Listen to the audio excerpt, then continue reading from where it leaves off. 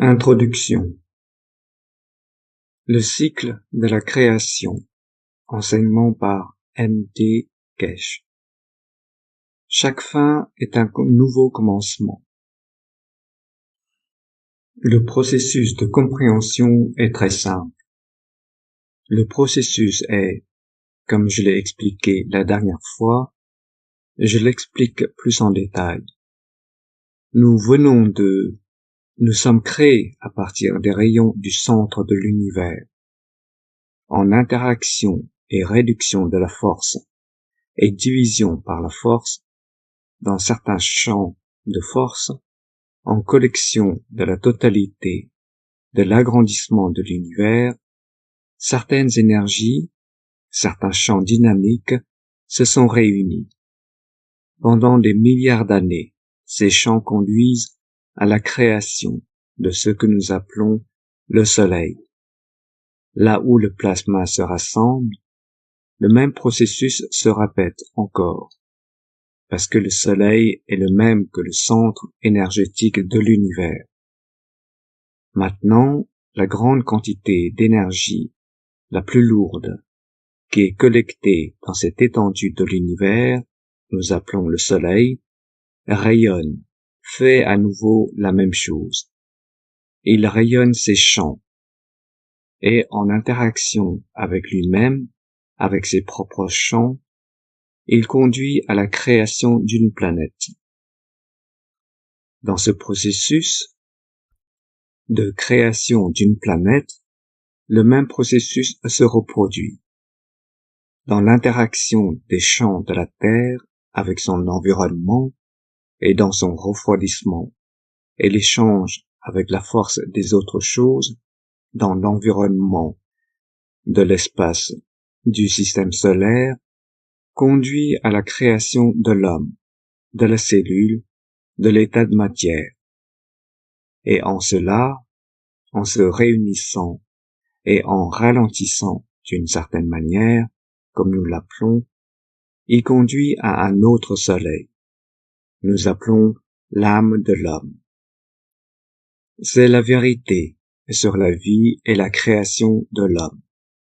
Mais si l'âme de l'homme peut comprendre et absorber et être correcte dans sa conduite, elle peut devenir la force des champs et porter la force des champs de la planète, qui a amené à sa création.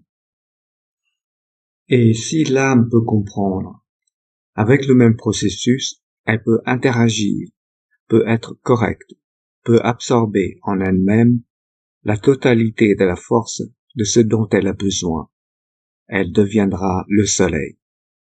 Et puis la même âme a de l'énergie, et elle peut absorber au sein du système solaire, au sein de la galaxie. Elle deviendra le centre de l'univers. Ceci se produit sur Terre. Nous l'appelons la pluie. Elle en vient, elle y retourne. Dans le système solaire, nous l'appelons le système planétaire. Nous sommes issus des rayons. Nous devenons la planète et retournons auprès de la mer. La même chose se produit avec les galaxies, avec les systèmes solaires, dans lesquels elles sont réabsorbées et réintégrées dans l'univers. La vie, le processus de l'existence dans l'univers est identique, peu importe sur quel échange ou dans quelle mesure. Alors, pourquoi l'homme se bat-il? Pourquoi battons-nous pour quelque chose qui vient du point de la création? Et dans le processus, il retourne à la création. L'âme de l'homme, comme l'énergie de la terre, donne le visage à l'homme, le visage de la terre. Et ce processus est le même pour l'âme de l'homme. Notre âme, dans la réduction de force, dans l'interaction avec l'émotion des champs de l'environnement, conduit à la manifestation de l'existence de l'homme. Mais une fois terminé, a-t-il besoin du visage? ou bien elle peut être et se libérer, ce que nous appelons l'âme de l'homme, être libre et détaché de son existence. Notre âme fait partie du processus de la création. La clé d'une question pour que l'homme réponde dans le futur, pour qu'il existe, comme nous l'avons vu, le soleil est devenu la terre, et comme nous avons vu la terre devenir l'âme de l'homme, quel serait le destin de l'âme de l'homme, désormais libre au moment du départ de la physicalité? Deviendrait-elle le soleil pour la création d'une autre vie, de nombreuses vies, ou une correction de vie? Il en sera ainsi. Et c'est ainsi que cela se passera. Lorsque vous créez une âme qui n'est pas correcte, qui se conduit mal, elle ne peut pas donner. Vous conduisez à la création du prochain cycle de la création qui a mal commencé, la mauvaise force. C'est une chose que l'âme n'a jamais comprise. Vous devenez le créateur d'un autre univers, d'un autre cycle. Et c'est ce que vous devez juger au sein de la structure de l'âme de l'homme. Qu'est-ce que j'aimerais que ce cycle soit? Dans la vie physique, nous créons des enfants. Dans la dimension de la vie de l'âme de l'homme, ce que cette âme va créer, si l'homme a pensé jusqu'à présent, ça y est, ma fin, mon point, lorsque je meurs, c'est fini. C'est tout autant une erreur que lorsque le soleil est détruit, sous quelque forme que ce soit, il ne restera plus rien. Mais nous savons qu'une partie du soleil devient une partie de la galaxie et fait partie de la nouvelle vie. Ainsi en sera-t-il de l'âme de l'homme. Le jugement de l'homme doit être conforme à l'avenir qu'il voit, que son âme peut se conduire pour être. Le jour du jugement est pour l'homme, pas devant le Créateur.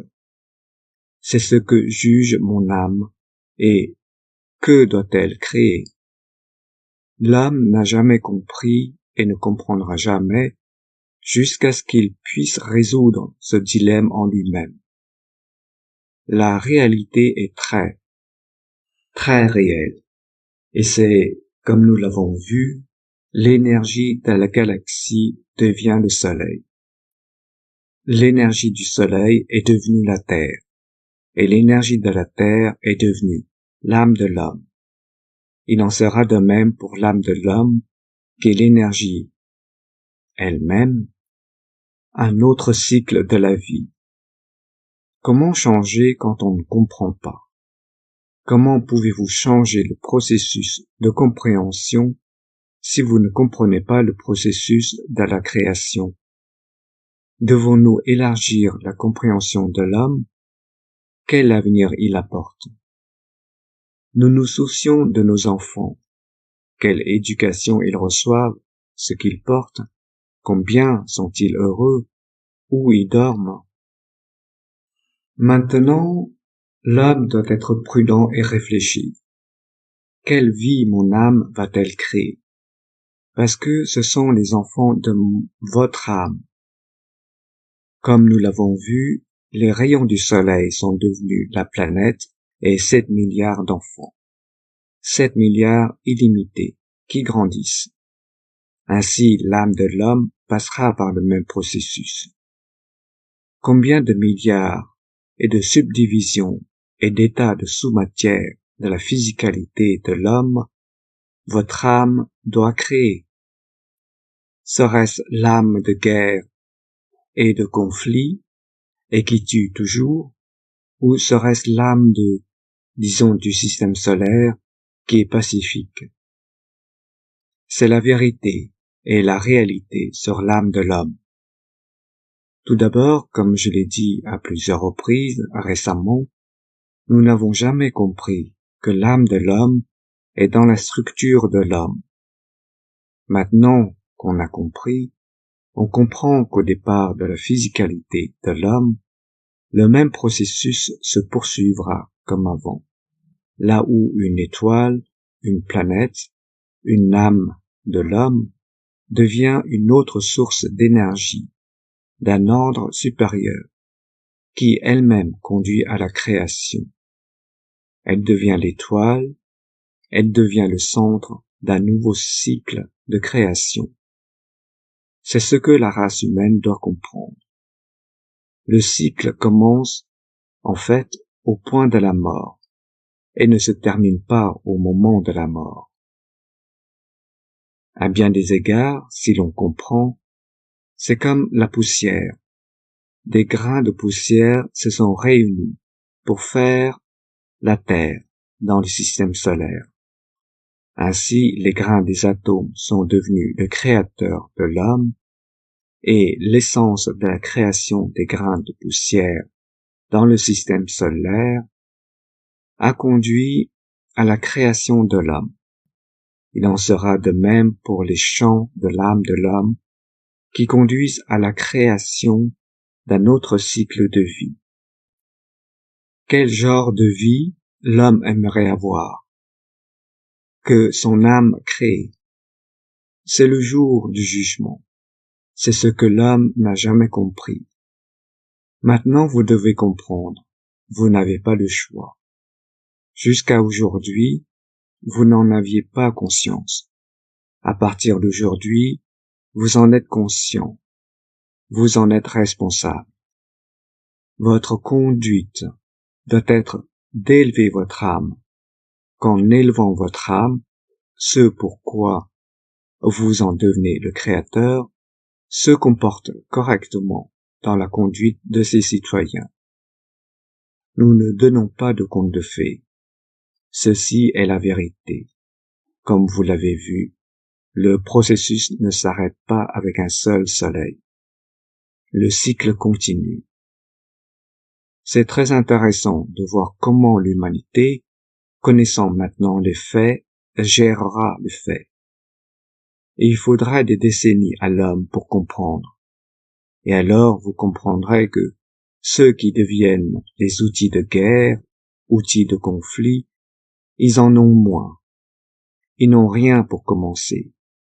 Ils doivent devenir la poussière des autres dans le système solaire, jusqu'au jour où ils en apprendront davantage.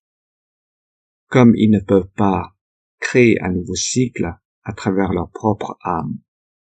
Ceci est l'élévation de l'âme de l'homme, pour faire partie de la création d'une belle vie pour le prochain cycle. Lorsque vous n'en avez pas, vous devez devenir une autre cellule dans le corps d'une structure plus grande, pour que vous soyez juste là, pour que cela puisse être fait. Alors que vous auriez pu être l'âme de l'homme. Ils disent, ne créez pas la peur. Je vous donne le point d'amour pour la création. Si vous vous préoccupez de vos enfants sur cette planète, pour avoir le meilleur, vos vrais enfants sortent de votre propre âme dans le temps à venir. Comment aimeriez-vous les instruire? Comment aimeriez-vous être lorsque vous êtes en conflit avec vous-même et êtes la cause de tant de chaos? C'est la vérité et l'homme mettra du temps à comprendre. Comme maintenant nous comprenons que l'âme de l'homme est l'opératrice pour la création de la suite de la vie de l'homme. Tout ce qui est recueilli par l'âme, à la fin, devient ce point de référence de sa propre création, de sa propre dimension. Mais le plus étrange est que ce qu'il crée à travers l'âme deviendra le créateur des autres âmes. C'est la beauté de la création. Et si on la comprend, on comprend qu'il n'y a aucune limitation. Fin de l'introduction. 540e Atelier des chercheurs de connaissances, jeudi 30 mai 2024. Rick. Bonjour à tous, bienvenue au 540e Atelier des chercheurs de connaissances, ici le jeudi 30 mai 2024. C'est une émission de l'Institut du vaisseau spatial de la Fondation Keshe, du département de l'éducation et faisant partie des enseignements publics en anglais. Je suis Rick Cramon et je serai l'hôte aujourd'hui. Je m'excuse pour notre retard. J'ai eu un incident.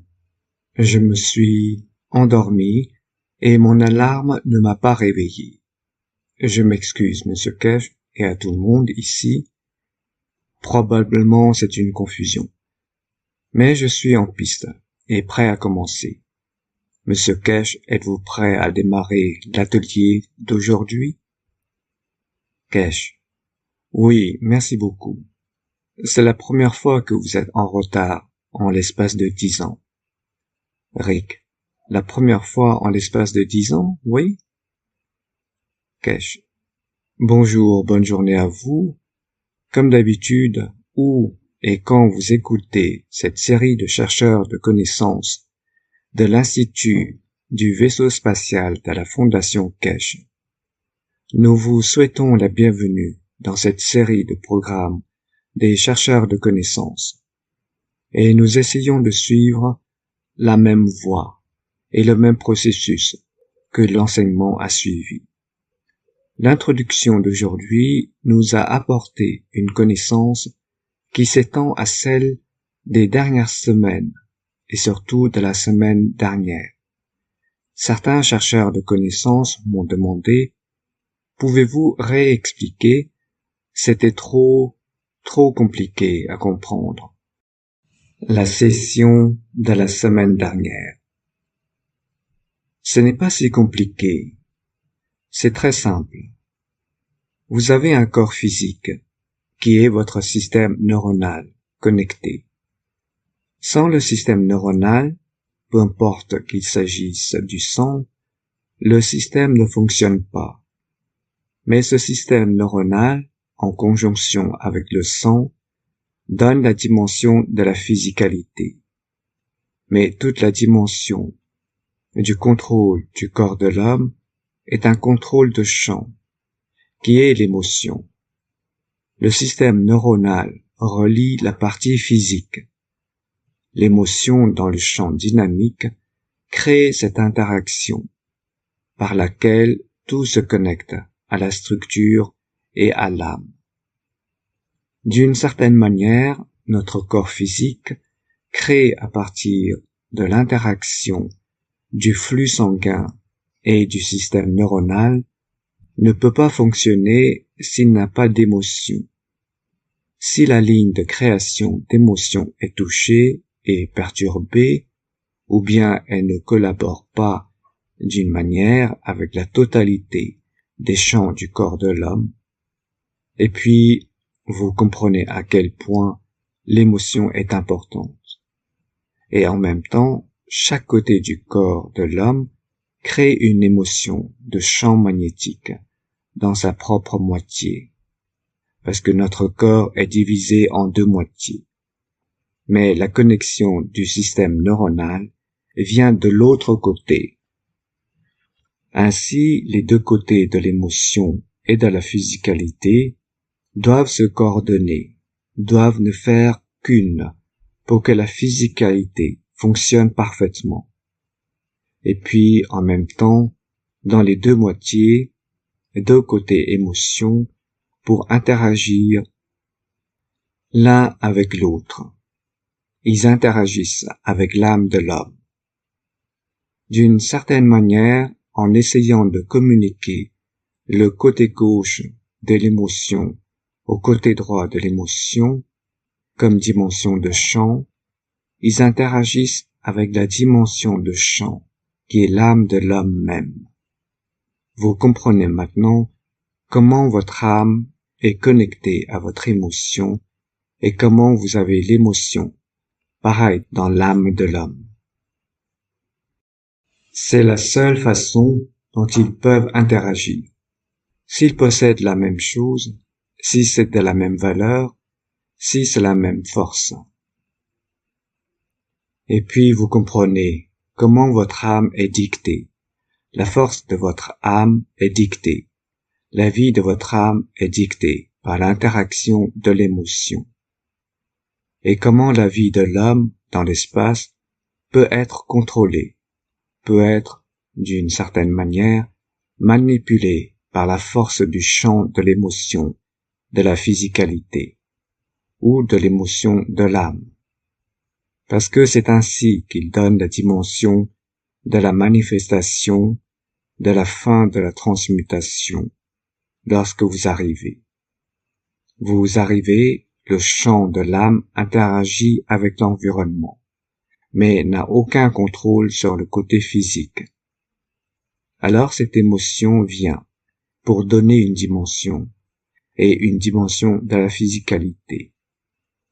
Ainsi votre émotion dans votre âme, en s'étendant à la physicalité, dicte l'interaction de la physicalité avec son environnement. Et c'est ce que nous devons comprendre. Mais l'autre point, comme je l'ai évoqué à la fin de l'enseignement de la semaine dernière, plus ou moins, c'est que ce que nous considérons comme l'azote, qui est N14, et ce que nous voyons comme un carbone en tant que carbone 14, c'est le lien de l'acide aminé, de la dimension de la physicalité, à l'âme de l'homme, au rayon cosmique, à l'univers. Et au point de la vie, lorsque nous séparons le pack d'énergie de la physicalité, l'âme de l'homme trouve son chemin à travers cette connexion du carbone 14 vers l'endroit où elle va. Ce n'est pas par hasard qu'elle trouve son chemin. Elle est déjà prédestinée où aller, là où le niveau d'énergie du carbone 14, en tant que l'azote de l'acide aminé, n'a plus d'interaction. Il s'agit d'une énergie de dimension physique. Dans un état de matière du champ magnétique gravitationnel et de l'inertie de la planète. Et puis maintenant, si vous comprenez cela, vous comprenez que votre âme, au point de départ, à travers la connexion, à travers les rayons cosmiques, à travers le carbone 14, d'où vous recevez les énergies pour élever l'âme, trouve son chemin vers le point où elle trouve sa position. D'une certaine manière, vous retournez là où vous êtes parti, mais avec une nouvelle position d'équilibre des champs de votre âme. Comme je l'ai toujours dit, 80% de la nourriture de l'homme, de l'énergie de l'homme, viennent de son environnement, lequel environnement n'est pas seulement le champ magnétique gravitationnel de cette planète. Il est en partie connecté aux rayons cosmiques universels que nous absorbons. Et maintenant que nous comprenons d'où nous l'avons obtenu, nous y retournons. Ce qui relie, ce qui renforce le carbone 14 et l'acide aminé du corps de l'homme, qui est l'azote au même niveau, qui, en interaction avec le carbone lui-même, comme on le sait dans le corps de l'homme, dans une condition de plasma, crée la condition de vie. Non seulement sur cette planète, mais la position de l'âme de l'homme dans une autre dimension, là où la physicalité ne peut pas nourrir, ne peut plus donner à l'ensemble de la structure.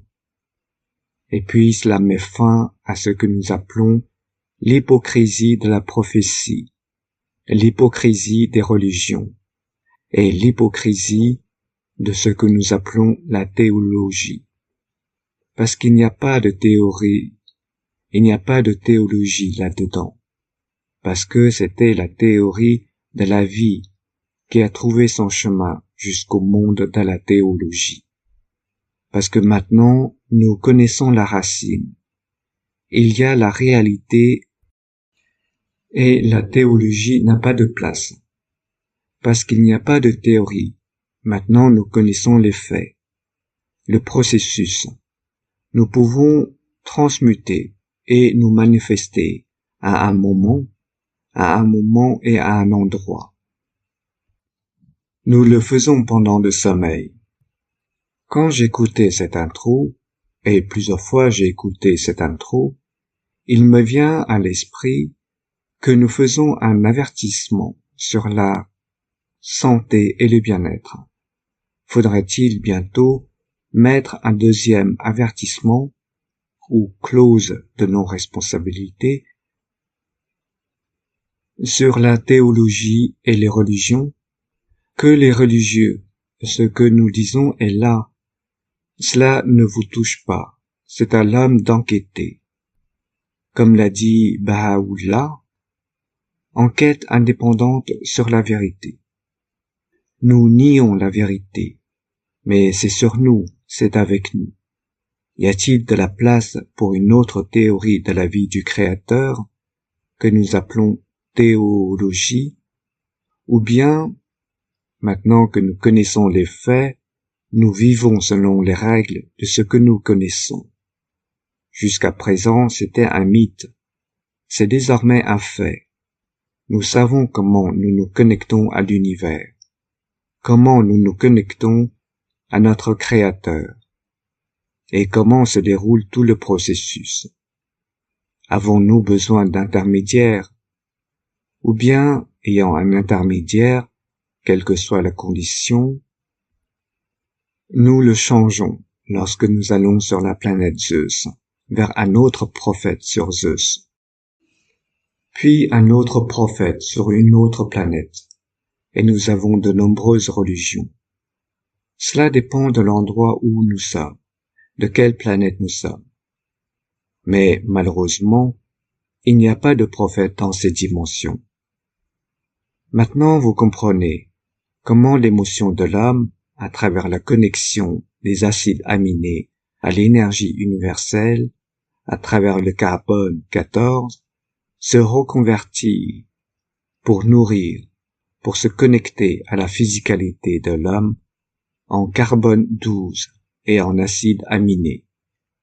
D'une certaine manière, l'azote dans le corps de l'homme est un connecteur de l'homme, de la dimension physique, stockeur à la fois des champs du carbone 14 et du carbone 12. Et c'est le foie de l'acide aminé.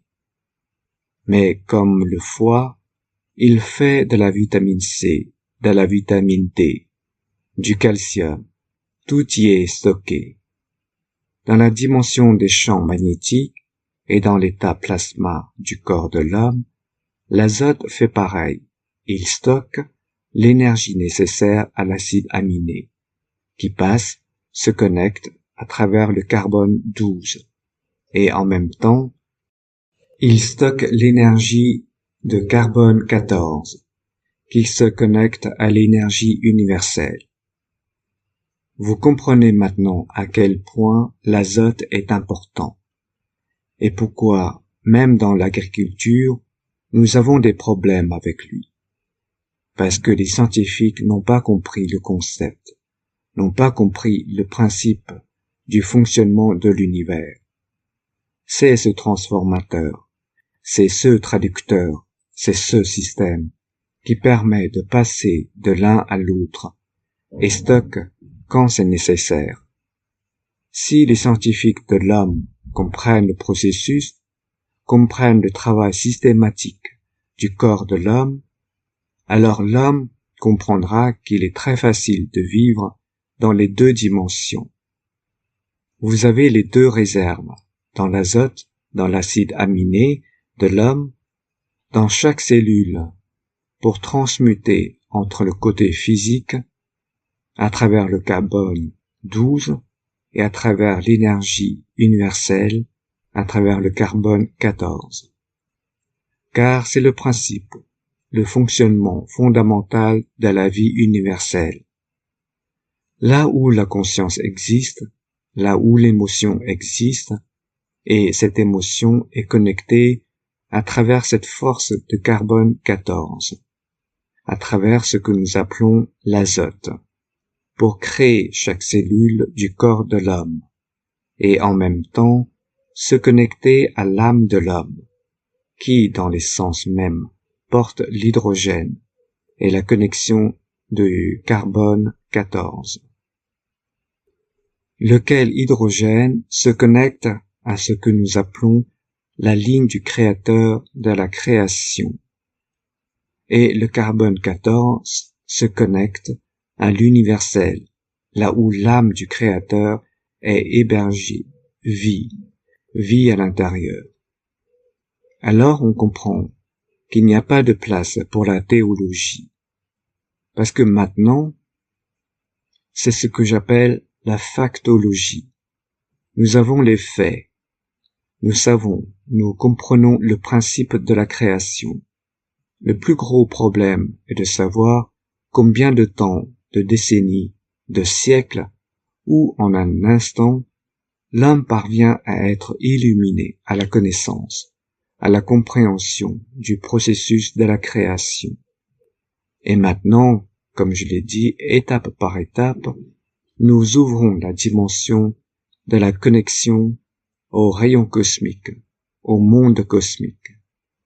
Et alors vous comprenez, si vous introduisez cette dimension de ce que nous appelons le carbone 60, le carbone 360 et le reste, alors vous comprenez, le corps de l'homme est cette structure en diamant, créée par l'interaction des champs des carbones.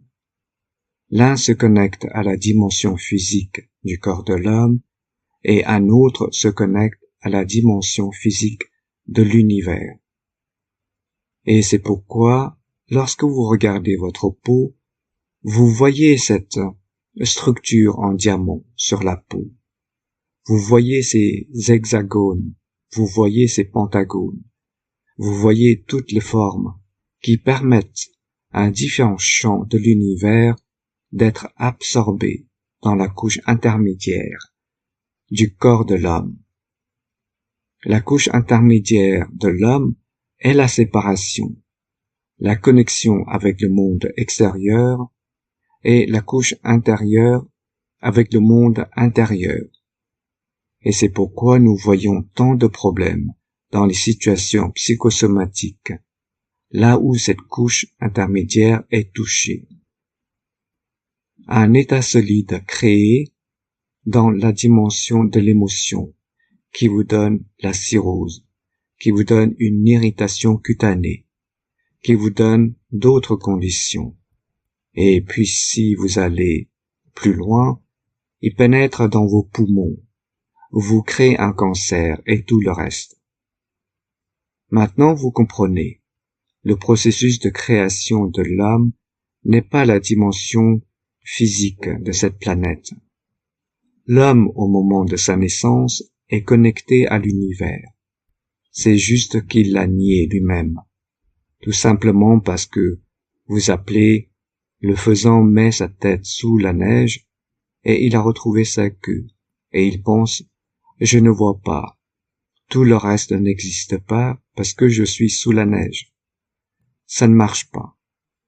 Nous faisons cela depuis des milliers d'années. Nous faisons cela depuis des millions d'années. Maintenant, nous comprenons. C'est notre travail d'utiliser l'émotion pour nourrir, pour élever l'âme de l'homme, pour que l'homme devienne une étoile au point de séparation. Lorsqu'il s'envole pour devenir cette étoile, la graine, à travers la ligne de communication du carbone 14, pour se connecter à la communauté universelle. Dans ce processus, nous avons beaucoup appris. Dans ce processus, nous comprenons beaucoup de choses. Dans ce processus, même nos scientifiques, dans les laboratoires, mettent en place le système pour qu'ils correspondent à l'âme de l'homme. C'est ce que j'ai dit en venant à la session de juin, et à partir de là, nous vous connectons directement à l'âme de l'univers. Nous l'avons dupliqué, nous avons les connaissances nécessaires pour le faire. Nous avons la compréhension nécessaire pour y parvenir, et cela a été réalisé. Là où nous créons les conditions pour tout ce qui relie l'homme à l'univers, qui relie l'homme à l'âme de son créateur, c'est à l'homme d'y puiser. Vous avez tué pour trouver l'énergie nécessaire pour élever votre âme. Maintenant, vous pouvez puiser dans ces systèmes pour vous donner cette énergie. Vous n'avez pas besoin de tuer avec, vous n'avez pas besoin de tuer pour cela. Et puis vous comprenez, une fois que vous déclenchez ce niveau d'énergie, champ magnétique, champ plasmatique, dans la dimension du plasma en vous, vous pouvez transmuter n'importe où. Lors des prochaines conférences internationales, nous le mettrons en avant. En Chine, à Sanya, nous avons amené la salle. Au cours de ce que nous appelons les conférences à Téhéran et à Washington, et en Iran et aux États-Unis, nous apporterons cette énergie pour que les chants puissent être ressentis. Vous pouvez ressentir l'émotion. Une fois entré dans la salle, elle vous amène à en faire partie. Je me demande combien de ceux qui assisteront à la conférence d'Iran, à la conférence de Washington, cesseront de venir dans la salle, parce qu'ils savent exactement où ils en sont et ce qu'ils doivent changer pour arriver à ce point. Comme je l'ai dit il y a de nombreuses années, de nombreux dirigeants mondiaux n'entreront pas dans ces systèmes, parce que l'âme sait qu'il y a trop de torts commis. Nous savons alors qui y restera et qui a été élevé pour passer à la suite. L'ensemble du processus de la création est très simple. L'homme n'a pas compris tout le processus. Alors il a créé beaucoup de choses, de fausses sciences, de la théologie et tout le reste qui va avec, pour couvrir son ignorance, pour couvrir son manque de connaissances. Et puis ceux qui ont compris votre ignorance en ont abusé pour leur profit. Comme nous l'avons déjà dit la semaine dernière, à propos de l'incident survenu en Iran, pour beaucoup de gens, il est facile de dire « c'était un nuage ». Et puis ça a disparu dans un nuage, mais la réaction a été différente. En Iran, nous avons montré comment le nuage a été créé, comment il a été utilisé et comment on le fait. Alors pour l'âme de ceux qui ont créé les conditions du meurtre, ces âmes étaient connectées, sont connectées à la souffrance des enfants de ceux qui en ont été victimes. Et puis vous comprenez comment la vie va changer pour eux. C'est la même chose avec ceux qui créent des guerres. Nous sommes tous connectés via cet azote, via la dimension du carbone 14, au stockage de l'azote pour trouver l'équilibre. Alors vous comprenez comment les choses fonctionnent. Il n'existe pas de tribunal de justice de la haie. L'équilibre des champs est la haie de l'homme. Il n'y a pas de tribunal pour les âmes. Et à travers l'interaction, la façon dont vous posez les mains sur la table et vous voyez comment il trouve sa position, selon la force qu'il a absorbée, il trouve sa position. Plus vous êtes faible, plus vous vous éloignez du centre. Moins vous en avez, moins vous avez de connexion. Et d'une certaine manière, c'est un point de souffrance, d'émotion de l'âme, de comprendre où elle se situe. Si vous pensez souffrir de la condition physique d'aujourd'hui, s'il ne vous laisse pas aller quelque part ou s'il vous isole, l'isolement est ce que j'appelle la distance à la source. Dans la dimension de l'âme, est plus torturant que la douleur physique de l'homme d'aujourd'hui. Vous comprenez alors comment même l'acide aminé a été créé. Définir la connexion entre ce que nous appelons l'énergie universelle et la dimension physique de l'énergie locale, ce que nous appelons le champ magnétique gravitationnel de la Terre. Vous ne pouvez pas créer d'acide aminé à la surface de la Lune, c'est impossible. En plein air, pas dans les laboratoires. Vous ne pouvez pas créer l'acide aminé de l'homme sur Mars ou ailleurs. Le champ pour cela n'existe pas. Alors vous comprenez, la vie de l'homme, la structure de la physicalité de l'homme est unique à cette planète. Et il a trouvé un moyen de se nourrir à la fois à travers la dimension physique de cette planète et de se nourrir à un ordre supérieur et inférieur à travers l'universel. Parce qu'il vit dans les deux dimensions, il voyagera à travers cela pour devenir, après avoir laissé la physicalité derrière lui. La seule chose que nous vous enseignons, la seule chose dont vous devez être conscient, c'est que, grâce à l'émotion, vous pouvez contrôler cette dimension de la physicalité, qu'elle n'a pas besoin d'arriver au point de la séparation totale. Vous pouvez comprendre l'émotion de la physicalité, comment elle est connectée à l'émotion de l'âme, et créer cette transmutation pour vous-même, et la manifester dans une autre dimension. Pour vous, dans votre œil, quand vous vous voyez dans le corps de l'homme, peut-être, mais vous voyez les autres sous une forme différente. Parce que ça, c'est dicté. C'est ce qui est dicté par l'environnement du lieu et de la position. Vous ne rêvez pas. Vous vivez en réalité à la fois dans la dimension de la vie physique sur cette planète et l'âme vit sa vie à travers la dimension des énergies de l'univers. Et puis vous comprenez pourquoi, lorsque nous le permettons, nous créons des conditions dans les systèmes et que vous utilisez les écouteurs, vous appelez ça rêver. J'y suis allé, j'ai fait ça. En fait, vous l'avez fait, mais dans la dimension de l'énergie de l'âme, pas dans la dimension de la physicalité.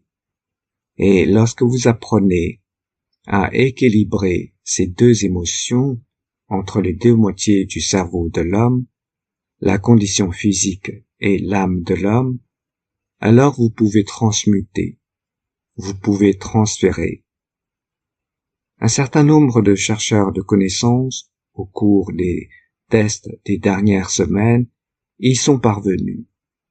Et ils s'efforcent progressivement de s'en passer, car désormais, ils sont connectés au système en permanence.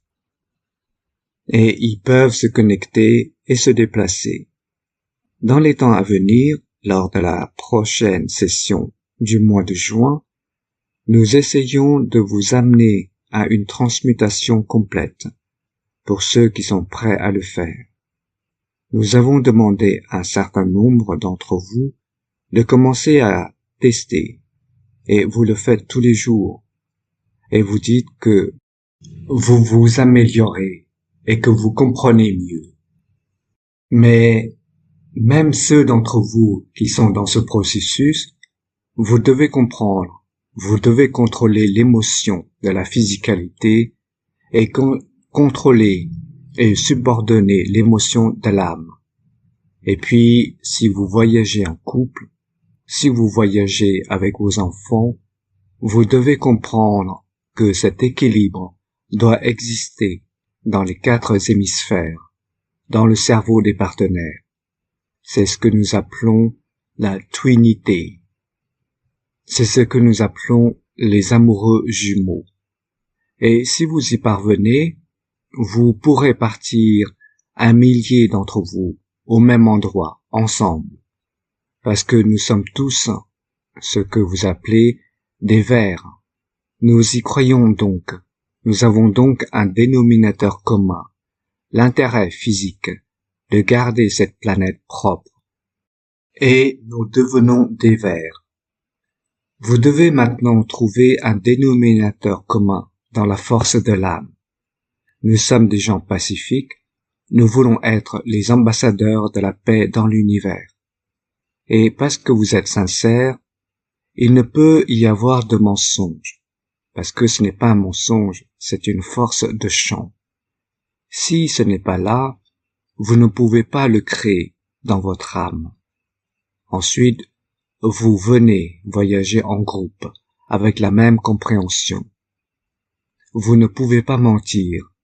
C'est pourquoi, chercheur de connaissances, je continue à enseigner, je continue à vous expliquer. Dans la dimension de l'âme, il n'y a pas de mensonge. Car si le champ n'existe pas, vous ne pouvez pas vous y connecter. Parce que vous ne l'avez pas nourri, vous n'avez pas apporté la force du champ émotionnel à partager avec ce que nous appelons l'azote, pour rassembler la force des champs de paix en vous. Je suis un homme pacifique, mais en dessous, j'endommage et je tue autant que possible. Cela ne fonctionne pas, parce que vous ne l'avez pas stocké dans la banque d'azote, de la physicalité et du lien universel au sein de votre âme. Vous comprenez maintenant comment chaque lien avec votre âme de la physicalité vous connecte à votre âme, qui est connectée à la fois à l'hydrogène et à ce que nous appelons le carbone 14. Dans le monde physique, vous avez besoin d'air, vous avez besoin d'eau pour maintenir la physicalité. Dans le monde de dimension de la création, dans la dimension universelle, vous avez besoin de la connexion à l'âme du Créateur à travers l'hydrogène et à l'âme de la physicalité de l'univers, sa ligne de communication à travers le carbone 14. C'est le même processus, il n'y a aucune différence.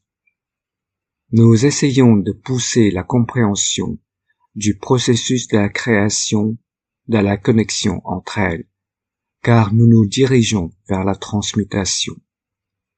Les connaissances, la technologie et les systèmes se rassemblent très rapidement pour permettre ce processus, pour apporter ce changement, pour apporter une nouvelle dimension à la science et à la technologie. Voilà ce qui se passe dans notre corps. Comme je l'ai déjà dit à maintes reprises, la fusion avec la technologie actuelle est un rêve qui ne peut se réaliser. Mais si vous faites une fusion dans la dimension des champs, cela se produit dans votre corps à chaque seconde. Vous ajoutez, vous fusionnez des énergies, vous faites du calcium. Vous ajoutez, vous fusionnez de l'énergie à partir de la même énergie, vous faites du fer. Est-il difficile de créer une fusion? Cela se produit dans votre corps des milliards de fois par seconde.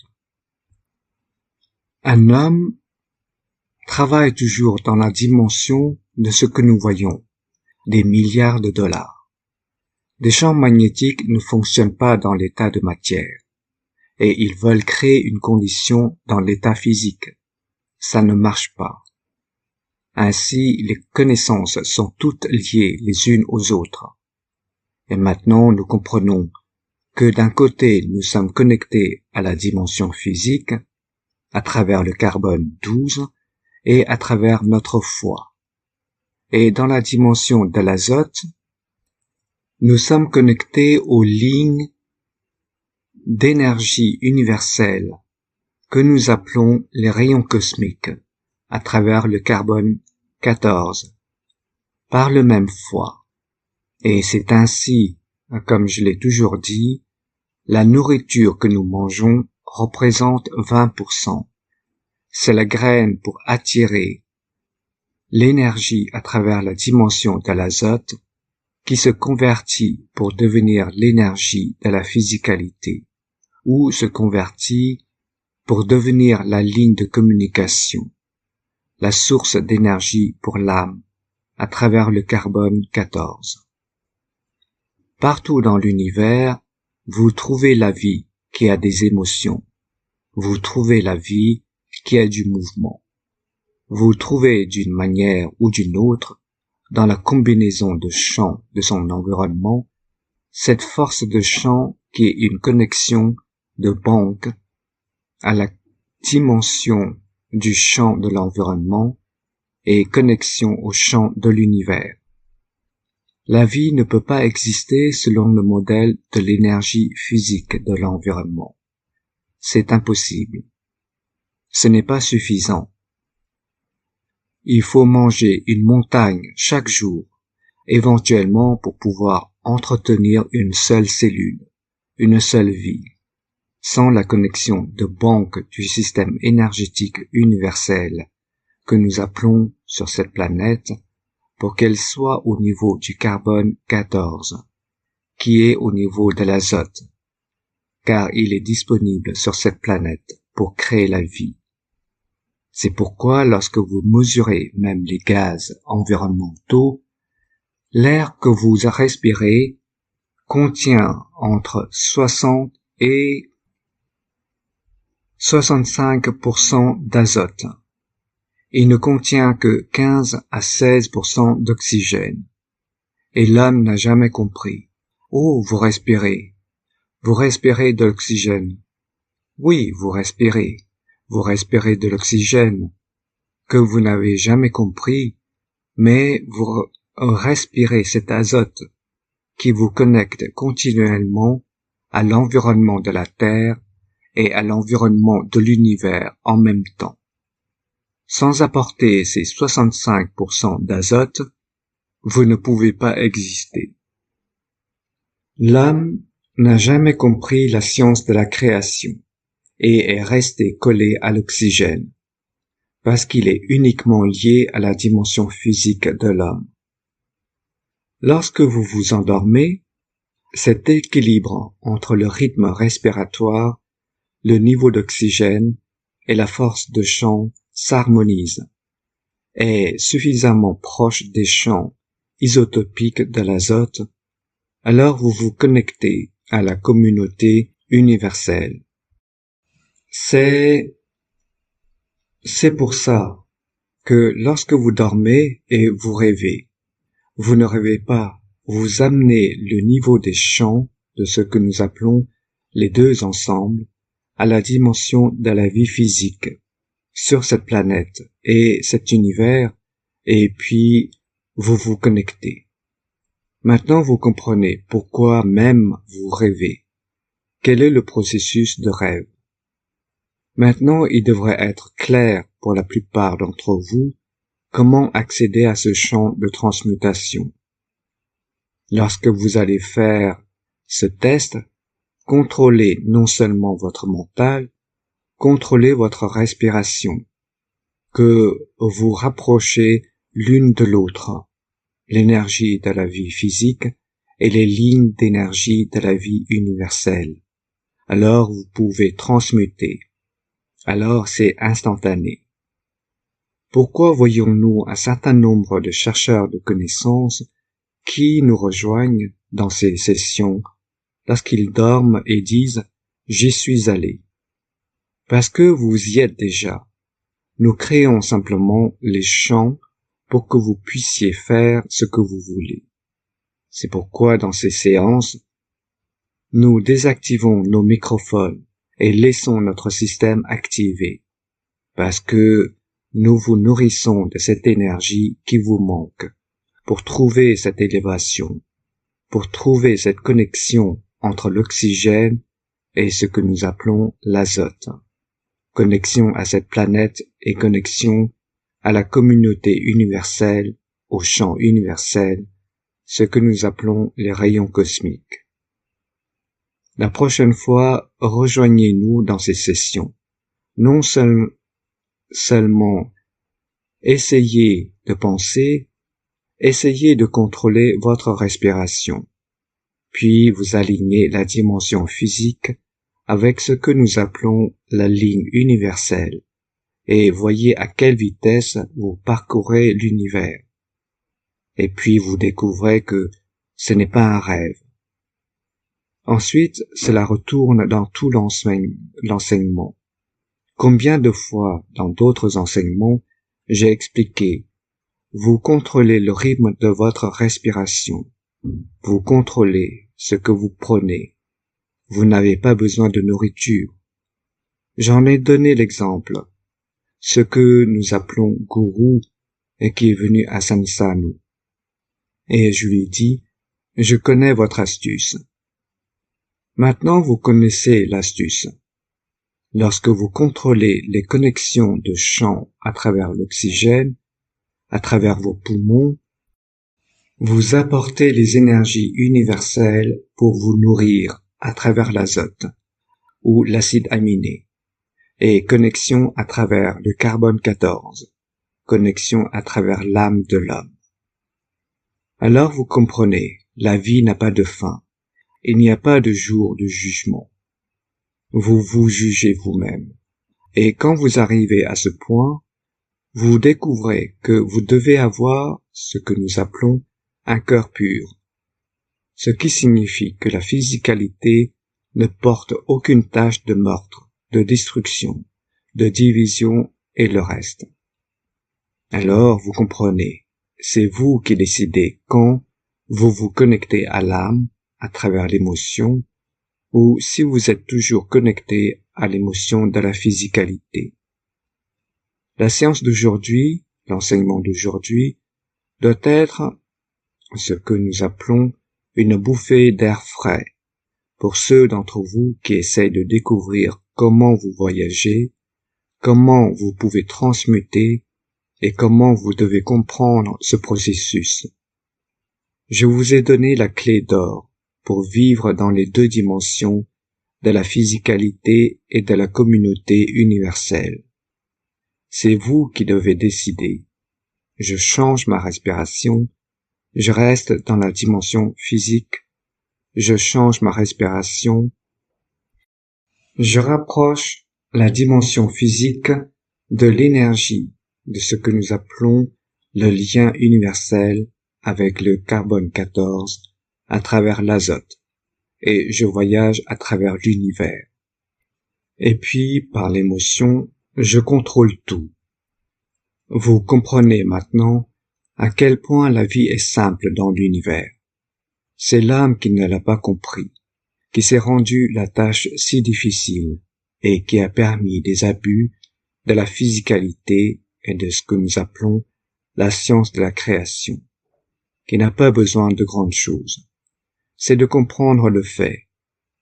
Ensuite, lorsque vous parcourez l'univers, lorsque vous voyagez à l'intérieur de la structure de cette planète, en comprenant comment vous changez ce que nous appelons le contrôle de l'émotion et la dimension de connexion à travers la respiration sur cette planète, qu'en réalité, vous contrôlez le niveau d'azote, pas le niveau d'oxygène. Alors vous pouvez contrôler, vous pouvez apprendre la langue instantanément. Vous parlez chinois dès que vous atterrissez. Vous allez en France, vous apprenez le français et le reste. L'émotion de l'amour, l'émotion de l'appartenance à la position vous apporte cela. Si vous comprenez cela de manière plus profonde, vous comprenez que vous avez besoin de l'essence des champs de l'univers, même pour vous créer un cancer. Et puis vous comprenez ce qu'on appelle psychosomatique. Parce que les champs des énergies universelles et les champs de l'état de matière de cette planète, l'inertie, et son champ gravitationnel ne se correspondent pas à travers l'émotion et l'étoile, la graine du cancer, maladie, perturbation émotionnelle et tout le reste. Maintenant, il devrait être clair pour la plupart d'entre vous, en tant que chercheurs de connaissances, comment se connecter, comment être, et pour ceux d'entre vous qui pratiquent, pour commencer la transmutation, là où vous ne pouviez pas vous connecter, changez votre rythme respiratoire. Et avec cela, changez votre émotion, et vous pourrez alors transmuter. De même, vous pouvez avoir un cancer cette seconde, et aucun cancer la seconde d'après. Ça peut être l'Alzheimer à 7 minutes, et pas d'Alzheimer après. Parce que vous utilisez l'énergie des champs universels à travers les rayons cosmiques, à travers l'azote du corps de l'homme, à travers l'émotion qui est connectée à ce champ, pour changer, pour réparer, équilibrer, dépoussiérer ce que nous appelons les blocages du champ énergétique dans la communauté universelle du corps de l'homme. J'espère que vous, chercheurs de connaissances, qui êtes dans ce processus, comprenez. Ne vous asseyez pas pour réfléchir, contrôlez la physicalité par la respiration, que vous devez équilibrer le niveau d'énergie de l'azote que vous prenez de l'environnement avec le carbone 14 de l'univers et vous transmutez instantanément. Et parce que vous êtes encore dans la dimension de l'émotion, c'est vous qui décidez. On passe à côté, je vais au jardin, vous me rejoignez. Je pars sur l'autre planète, vous me rejoignez. Je vais sur une autre planète, je reviens. Parce que j'ai encore l'encre du champ énergétique de l'azote de cette planète. Le niveau des acides aminés est mon point d'ancrage. Essayez de comprendre. Alors, il n'y a pas de théologie. Et puis, dans le même processus, si vous parvenez à passer par l'azote et en même temps, en utilisant le même processus qu'un hydrogène de l'acide aminé et à y trouver la force correspondante, vous pouvez vous connecter à l'âme du Créateur. Vous connaissez maintenant le secret pour atteindre votre propre Créateur par vous-même. Ça ne nécessite aucun intermédiaire. Parce que l'hydrogène dans l'acide aminé du corps de l'homme, dans le champ magnétique de la structure cosmique du corps de l'homme, est le même en essence, en force, en partie. Là, le même que l'âme, le même que le Créateur. C'est ainsi que certaines âmes n'ont même pas besoin de la naissance pour atteindre le Créateur et ne prennent jamais la dimension physique de la vie sur cette planète. C'est pourquoi, depuis, je vous enseigne à créer les enfants de l'âme. Cela n'implique pas la dimension physique, car ils peuvent communiquer, faire la navette directe entre les deux dimensions. Comme je l'ai dit à plusieurs reprises, vous comprenez peut-être maintenant. Dans l'interaction sexuelle de l'homme, dans les deux dimensions de l'ovule et du spermatozoïde, nous conduisons à la création de l'âme, qu'ensuite cette âme interagit avec l'énergie créée, reçue par les lignes de connexion universelle, crée la physicalité de l'homme. En interaction avec la dimension physique du ventre de la mère, qui lui donne la forme et la couleur et la forme ancestrale de l'homme à sa naissance. Et puis, quand il sort, et pendant qu'il est dedans, avec l'interaction du champ de l'environnement terrestre, ça donne à l'homme les deux jambes et les deux bras. La forme physique de l'enfant provient du champ de l'émotion de la mère et du champ du père qui est venu à travers l'autre. Et puis vous créez cette dimension physique. L'âme des enfants de l'homme, lorsqu'ils seront créés à travers l'âme, seront totalement différents, et ils ont l'air pour vous tel que vous le voulez, et ils ont l'air pour d'autres comme eux ils le souhaitent. Et puis ils peuvent transmuter très facilement, parce qu'ils sont créés à partir des énergies de l'âme de l'univers en premier, puis de la dimension des champs du système planétaire à travers les acides aminés. Maintenant, vous comprenez beaucoup de mystères qui ne pouvaient pas être expliqués. Il faudra des décennies d'années aux hommes de science pour comprendre l'enseignement d'aujourd'hui, si jamais ils les comprennent. Et certains d'entre vous, chercheurs de connaissances, ont compris et ont atteint la position de rencontrer leur Créateur à leur guise, sans avoir besoin de prophètes. C'est ce que j'ai dit, la Fondation Keshe n'est pas religieuse, elle est scientifique. Nous montrons la science de la création. Comment vous décidez de vous connecter, à qui, à votre amoureux, à votre créateur, à votre chien, à un autre système, à une autre position dans l'univers. Comme l'a dit Mahomet, bénis son nom. Ici, M. Keshe parle en farsi. Nous vous avons fait tout le don. Ici, ce n'est pas très clair. La barricade de la vie du Créateur, à vous. C'est votre ignorance qui vous empêche d'accéder à la compréhension de la totalité. Nous allons faire une pause, nous reviendrons. Et j'espère que certains d'entre vous sont illuminés pour atteindre la position et la dimension. Et comprenez que dans ce que vous respirez, vous avez besoin de cet azote, pas de l'oxygène. Si vous en rassemblez suffisamment, vous vous connectez au champ du carbone 14 de l'univers et à travers votre âme, vous devenez des voyageurs. Et maintenant, comment l'homme voyage? Par transmutation. Rick, vous pouvez nous emmener en pause? Rick. Ok, merci Monsieur Keshe. Nous allons faire une courte pause maintenant et serons de retour pour la deuxième partie. Et dans la deuxième partie, les gens ici sur Zoom auront l'opportunité de poser des questions à Monsieur Keshe. Et si vous levez votre main virtuelle en tant que participant, nous pouvons laisser votre microphone ouvert. Dans YouTube, les gens peuvent y poser des questions, les écrire dans la discussion.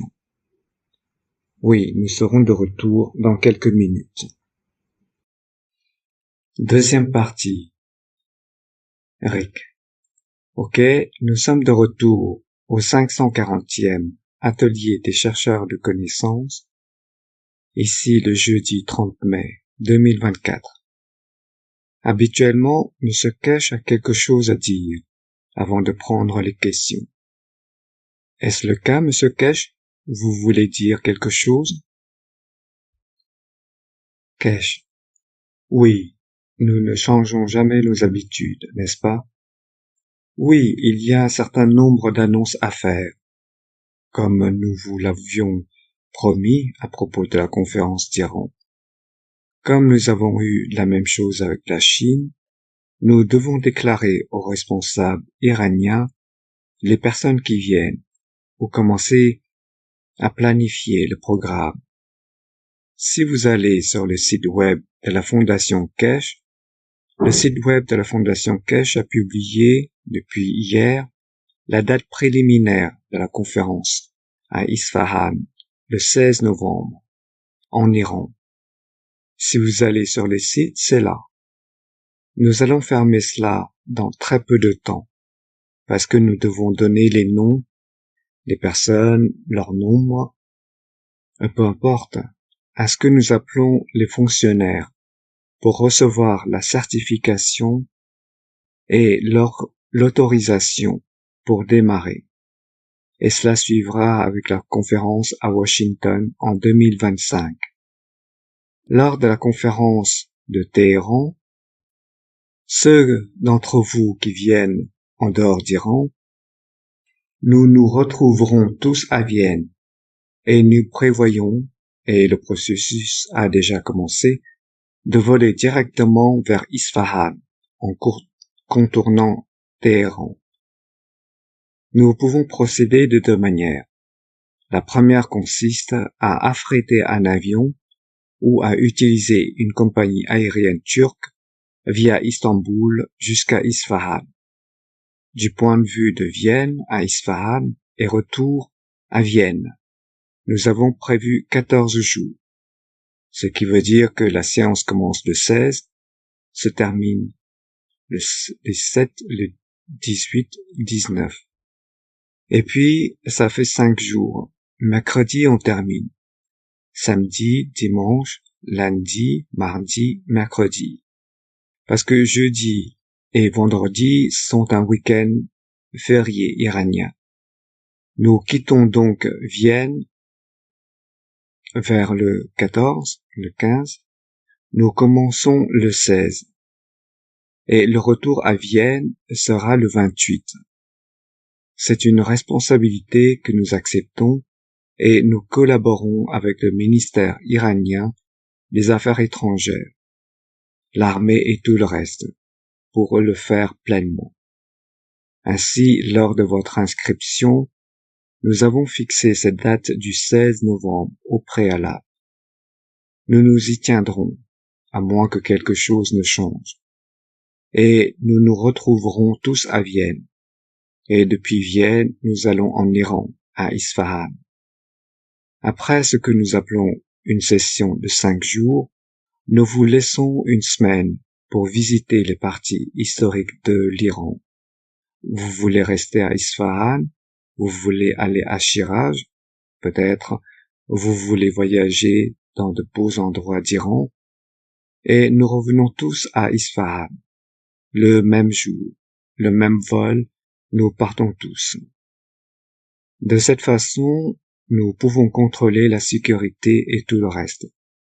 Tous les frais de vol et de séjour pour la séance, jusqu'à mercredi ou jeudi, sont couverts par ce que nous appelons des dons.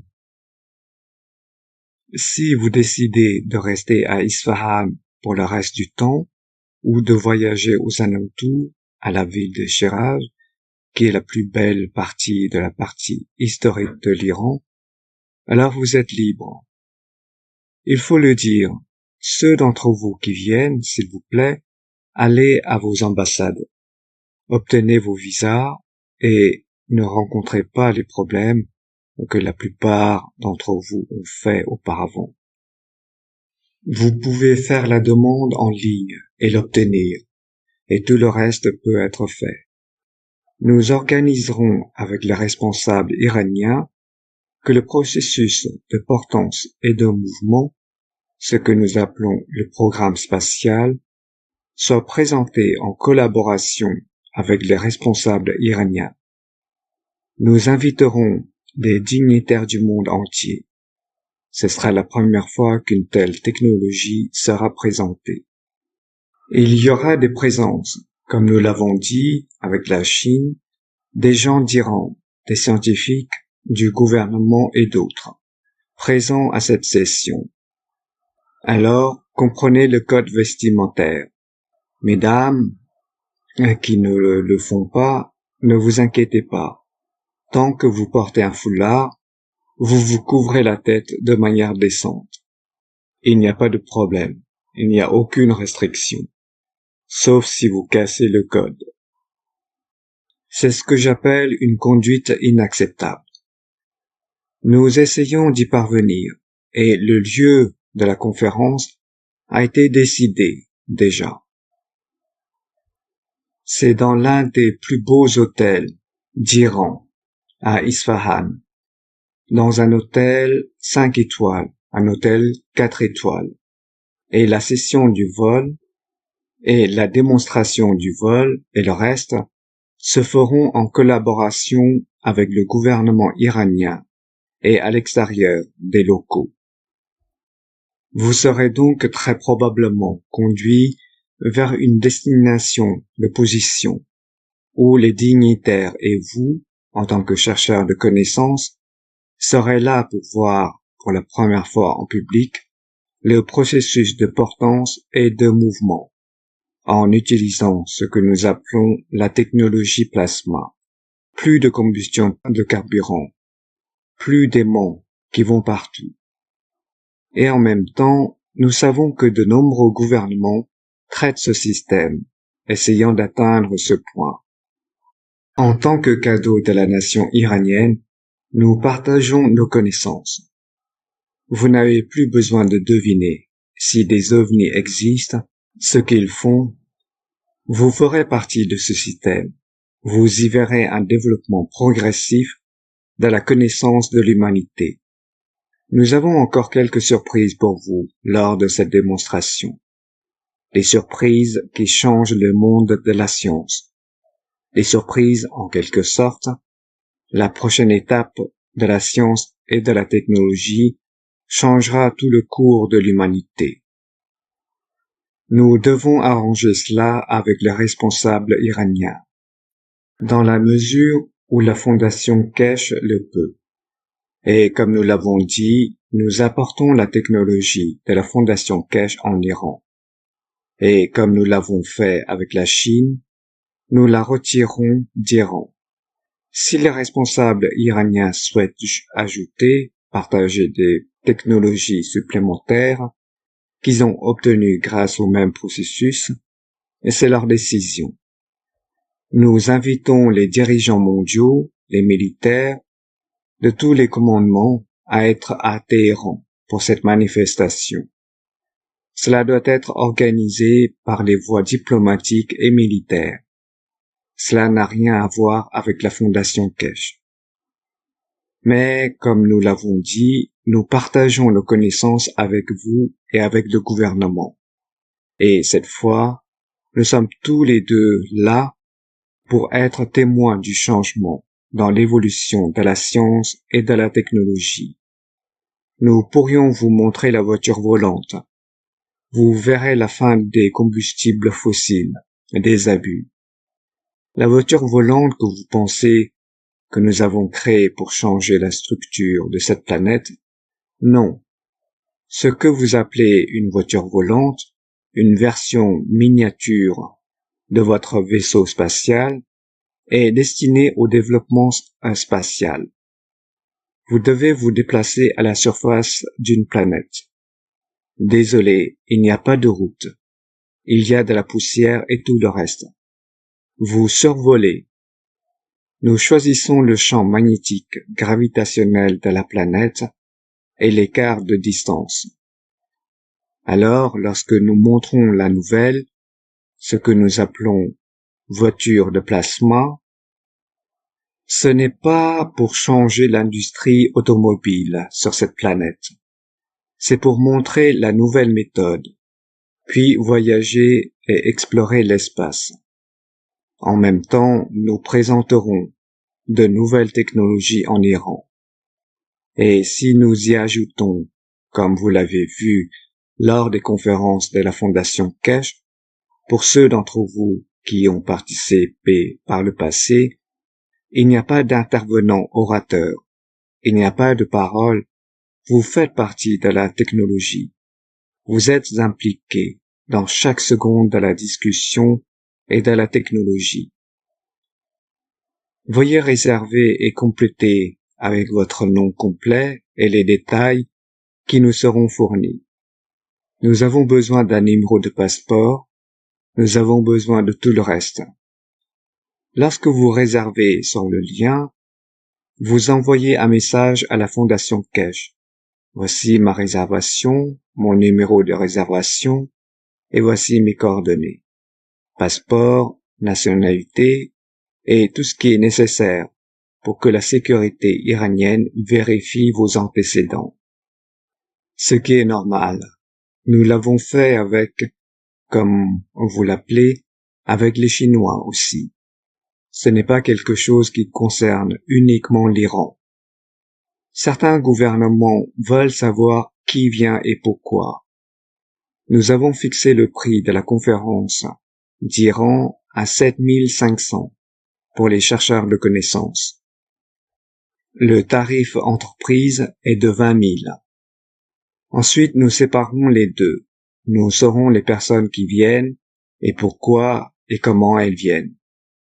Vous ne pouvez pas le transférer à quelqu'un d'autre parce que nous savons que l'espace est très limité pour l'Iran et les gens pourraient penser « Oh, je l'achète à bas prix et peut-être que je le revendrai plus tard ». C'est la première fois que nous montrons que l'homme voit clairement et ouvertement ce que nous appelons la portance et le mouvement du plasma. Donc, il y aura beaucoup de gens intéressés. Ce n'est pas que quelqu'un achète. Celui qui paye, qui fait le don, doit être présent. Vous ne pouvez pas le transférer à votre fils ou à quelqu'un, mon cousin.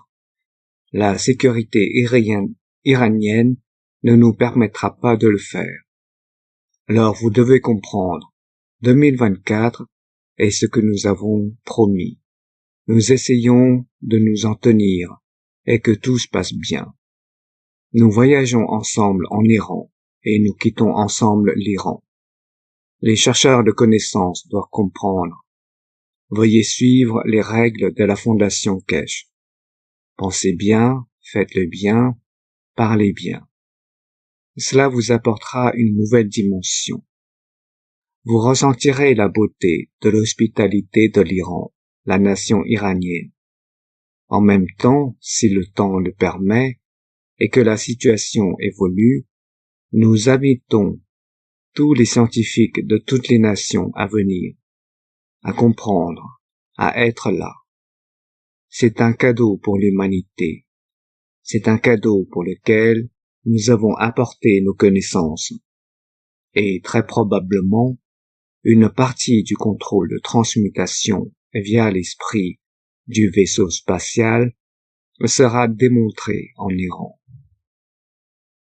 Et il sera achevé, pour être achevé aux États-Unis. Vous devez comprendre que la technologie a atteint le point de livraison. Et si cette fois-ci, nous n'avons pas le même problème qu'à Eindhoven, nous avons déjà demandé aux autorités iraniennes de nous délivrer une licence de vol avant notre arrivée. L'autorisation de pouvoir livrer et de montrer qu'il n'y a aucune restriction. D'une certaine manière, nous tenons notre promesse. Et j'espère que, si tout se passe bien et que rien ne change, nous nous retrouverons tous le 16 novembre dans la belle ville d'Isfahan, d'où sont originaires mes ancêtres. Et j'espère que nous pourrons voir la connaissance de l'homme, le développement progressif vers l'étape suivante. Et nous, j'en suis sûr, nous montrerons plus de choses à voir. La salle, l'hôtel, c'est un lieu de présentation de manière scientifique et un endroit qui sera désigné par l'armée du gouvernement iranien. Sera celui où nous montrerons la structure physique. Et j'espère que vous apprécierez tous de nous rejoindre. Et nous devons clôturer la réservation de manière à avoir suffisamment de temps pour donner tous les détails au gouvernement iranien, afin de, par l'intermédiaire du ministère des Affaires étrangères, en indiquant de quel pays vous venez, d'informer l'ambassade pour délivrer vos visas et le reste. Je pense que nous attendions tous cela, et j'espère que nous pourrons le terminer. Et comme je l'ai dit, il y a encore beaucoup à voir et à apprendre lors de la conférence de Téhéran. et j'en suis sûr que la conférence de Washington unisse l'humanité d'une manière différente. L'autre annonce que nous avons est que ceux d'entre vous qui organisent ces enseignements, faites très attention à qui les organise et qui y assiste, car apparemment la communauté italienne a été confrontée à un énorme problème en essayant, les chercheurs de connaissances essayant d'enseigner, mais leur système est abusé par d'autres, et ils étaient infiltrés par différentes organisations à cet effet. S'il y a des questions, nous répondons, et nous allons de l'avant. Eric. Ok. Merci, Monsieur Cash. Il y a bien sûr un nombre de questions. Nous avons des mains levées auparavant. Elles ne sont plus levées maintenant. Cependant, c'est peut-être en rapport avec des questions de questions et réponses. D'abord, nous devons clarifier. Voyons. Nous avons Bose Michael dans questions et réponses, qui est impatient à propos des unités de tête et se demande quand elles seront expédiées. Il dit qu'il n'a même pas encore la première partie, encore moins la seconde. Cash. Les packs cosmiques? Rick. Je suppose. Cash.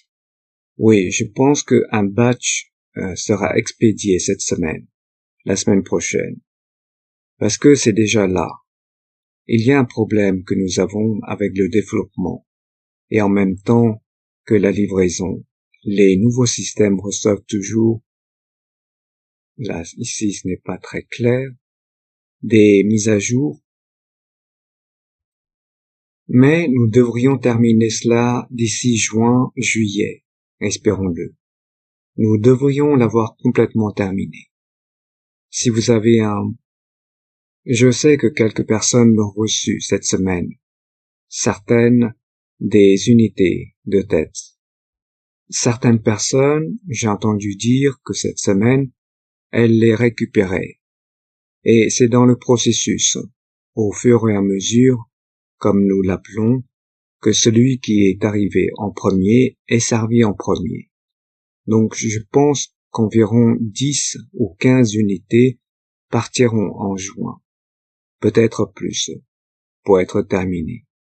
Ce sont des systèmes très laborieux à réaliser. Nous pensons avoir trouvé une solution pour ceux qui ont acheté le matériau, qu'il puisse être, comme vous l'appelez, qu'il puisse être livré. Une fois que nous aurons fait le test, à partir de cette semaine, tout complété. Nous avons trouvé une solution pour que votre matériau cosmique doive être expédié. Ce n'est pas facile, mais tout a été fait.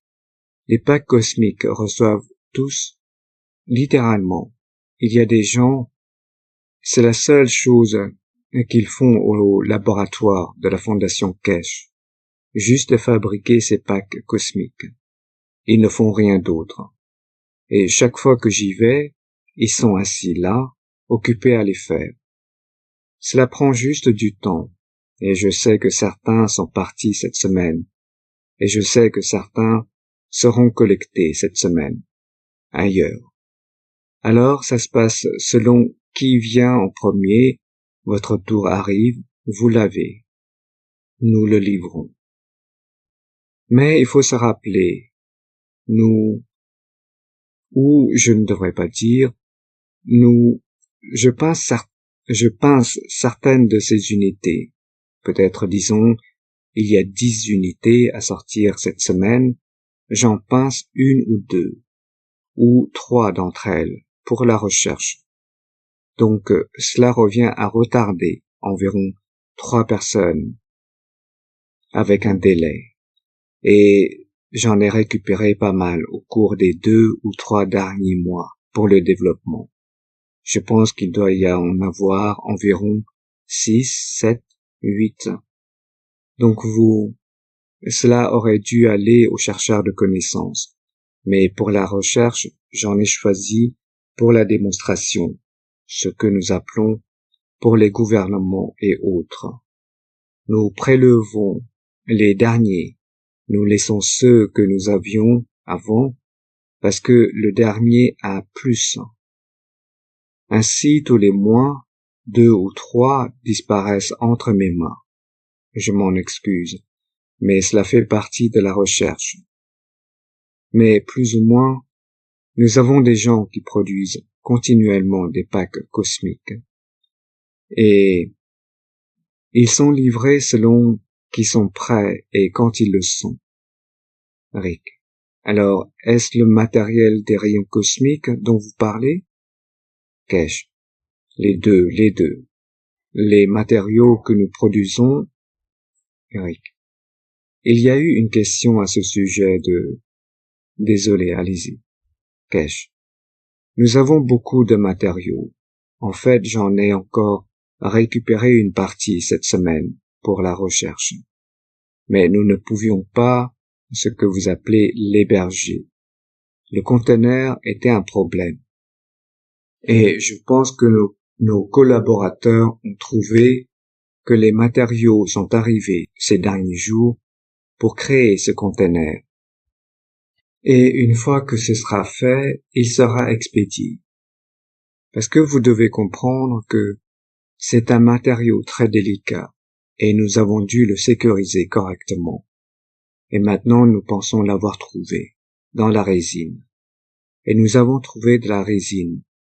Elle avait des bulles dedans. Et maintenant, ils ont trouvé le matériau qui est clair. Et lorsque vous le recevez, qu'il n'y ait pas de perturbation du champ, ce que nous appelons des perturbations.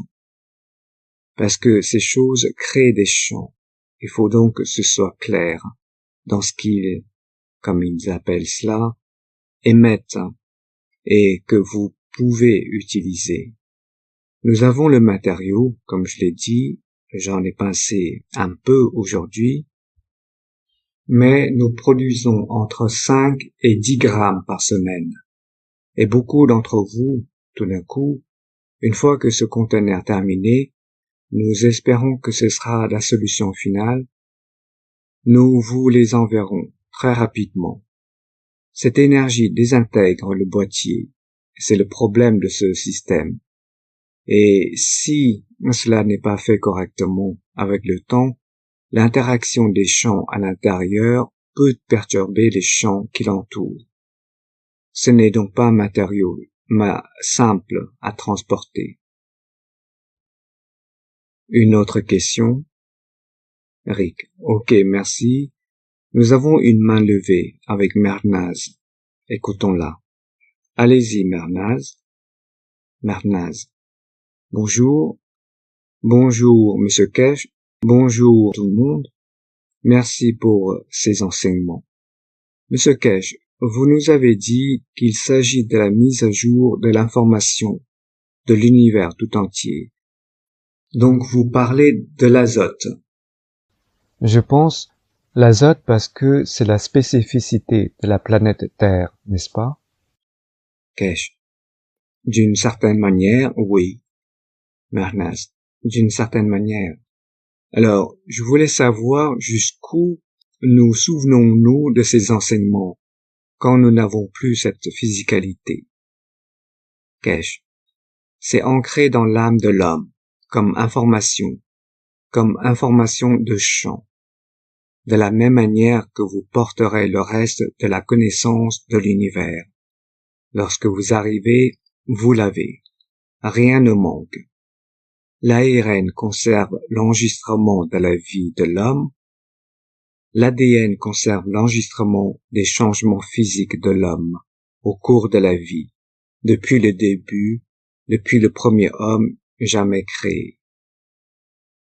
Dans la dimension de l'âme, c'est pareil. Tout ce qui est dans l'univers se trouve dans l'âme de l'homme, parce que c'est universel, ce n'est pas de la structure de la Terre. Vous devez décider comment l'exploiter, comment créer cette émotion. Donc, d'une certaine manière, vous avez la même structure d'ARN, enregistrement de tous les événements de l'univers plus la connaissance que nous avons partagée, et ce que tout le reste apprend et toutes les créatures de l'univers auxquelles vous êtes connectés. Il suffit d'y puiser quand on veut le savoir, à travers l'émotion. Marnas, donc ce jour de jugement est lorsque l'Aïren sera révélé. Kesh. L'Aïren, le jour du jugement est lorsque vous décidez de vous juger vous-même. Il n'est pas nécessaire que cela vienne à la fin d'une vie. Marnaz. Eh bien, nous le faisons presque tous les jours. Kesh. Oui, mais ça dépend comment, quoi et comment on le fait. Et on se juge. Je vais être cruel aujourd'hui, je vais être adorable aujourd'hui, il fait beau, je vais être heureux. Vous jugez cela, donc en même temps, vous jugez quand aujourd'hui je vais être méchant. Qu'est-ce qui va arriver à mon âme? Combien je vais en perdre? Et c'est ce que nous décidons quotidiennement. Maintenant, d'une certaine manière, ce sera amusant d'avoir un jour de jugement pour ceux qui font du mal et que nous ne pouvons rien y faire. Kesh. Nous nous jugeons nous-mêmes, les autres nous jugent, et puis nous en arrivons au point où nous jugeons notre propre conduite et notre propre âme. C'est tout le temps pareil. Et nous décidons à partir de ce jugement. Et certaines personnes pensent qu'elles sont au-dessus de ce jugement et qu'elles peuvent s'en sortir parce qu'elles peuvent le cacher. Mais si vous en êtes conscient, comment cela vous affecte, vous n'avez pas besoin d'avoir une éducation parce que vous savez que la décision que vous prenez entraînera des changements. Nous le faisons dans notre vie personnelle. Nous le voyons sur la scène internationale. Nous le voyons. Puis au moment de la mort, ce qui veut dire que nous n'avons pas porté de jugement. Le jugement est porté par nous, par notre âme, dans les champs qu'elle a absorbés. Mais nous en sommes conscients, nous en sommes témoins, mais nous ne pouvons rien faire, car c'est trop tard. Et nous savons tous comment c'est. J'en suis bien conscient, j'en suis toujours conscient. Et je l'ai déjà expliqué. Je savais, très jeune, où était mon destin, et je ne pouvais pas l'accepter. Il était impossible de l'accepter, parce que, comme on dit, j'étais vert, je n'avais aucune expérience. Mais je savais comment casser les codes, je savais comment retarder le processus, et j'ai fait. Encore une fois, 10 ans plus tard, c'est pareil, mais je n'étais pas prêt. Je n'avais pas assez d'expérience, et je savais comment casser le code. Je l'ai fait. Mais la troisième fois, je n'ai pas pu m'en sortir. Nous savons quelle est la conséquence de nos actes. Nous avons vu cette semaine sur la scène internationale, ces derniers jours, comment les gens que nous avons élus nous ont jugés et jugé les gens qui créent le chaos pour nous. Parce que leur conduite n'est pas correcte à travers la Cour pénale internationale. Mais les gens pensent qu'ils peuvent s'en sortir. Mais le jour du jugement viendra. Et d'un autre côté, cela arrive au point de la mort, de la séparation physique. Sur ce point, notre âme de la physicalité est en accord avec l'âme de l'homme. C'est une question de temps, et il est trop tard pour juger, car c'est nous qui jugeons sur la durée de la vie, ou par le transfert d'énergie. Chaque direction, chaque dimension se connecte à une autre. Nous jugeons donc chaque jour, à chaque étape. Une autre question? Mernaz, merci beaucoup. Kesh, je vous en prie, Merci beaucoup. Merci beaucoup, Mernaz, pour votre soutien et votre aide. Mernaz, je vous en prie. C'est avec plaisir. Kesh, merci beaucoup. D'autres questions? Rick. Nous avons une question de Gerhard, ici, dans questions et réponses, qui dit: lors de la dernière séance du vendredi, je suis revenu plusieurs fois et je ne savais plus où j'étais. Cela restait juste une sensation agréable. Que puis-je faire pour ne pas perdre les impressions visuelles, afin de pouvoir les transmettre à d'autres chercheurs de connaissances? Kesh. Beaucoup d'entre vous, chercheurs de connaissances, qui avez participé à la session de la semaine dernière, ont été délibérément mis en place pour créer une position de nous, comment élever votre âme de la physicalité, comment élever votre âme. Et puis la dernière session était de rassembler les deux, l'âme et l'âme de la physicalité, en une seule entité. Nous avons un système qui peut faire cela. Nous l'avons construit pour cela. Si vous étiez à la séance de la semaine dernière, au début, vous avez vu que 2 lignes étaient ouvertes. Et puis, plus tard, 2 numéros différents sont apparus. Mais les 2 premiers étaient éteints. Et puis, lors de la dernière séance, où vous, en fait, vous tous, ceux d'entre vous qui étaient dans cette position, peu importe, vous avez vu que les 4 lignes étaient connectées. Nous contrôlons l'élévation de l'âme de la physicalité. Nous contrôlons l'élévation de l'âme de l'homme, toute seule. Et ensuite, nous faisons en sorte que l'âme et l'âme de la physicalité travaillent ensemble comme une seule entité, comme une partie, parce que vous êtes physiquement ici et votre âme est ici, ou l'énergie centrale. Et chacune vous a donné un sentiment différent, ou une émotion différente, ou une vision différente de ce que vous avez décidé. Ainsi, dans la séance de juin, il y aura une structure beaucoup plus complexe, qui ciblera directement l'élévation de l'âme, en quelque sorte, non pas une élévation, mais une connexion au point de destination. Et vous contrôlez comment, pas nécessairement pour vous manifester dans la dimension physique, mais pour vous voir l'environnement qui vous entoure, dans une dimension que votre cerveau, de la dimension physique, le traduit en une manifestation physique d'une personne, d'extraterrestre, d'un chat, d'un meuble. Vous devez comprendre quelque chose dont nous n'avons jamais discuté auparavant, mais il est peut-être temps d'en parler. Lorsque vous êtes connecté à la dimension de la structure physique du cerveau, vous voyez toujours des choses, vous entendez des choses.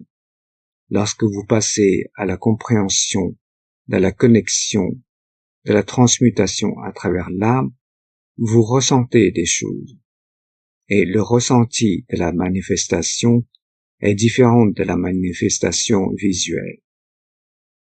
Votre âme n'a pas l'œil de l'homme pour voir la dimension physique. Elle voit l'homme dans la force dimensionnelle de son âme. Ce qui veut dire, ce type est gentil, ce type donne, ce type communique, ce type est aimant et le reste. Ressent son interaction. Avec le physique, parce que vous n'avez pas appris à transmuter, vous voyez toujours des choses. Le moment où vous ressentez les choses, et pour vous, ça devient l'émotion du sentiment, alors c'est le moment où vous transmutez. L'émotion entre en jeu.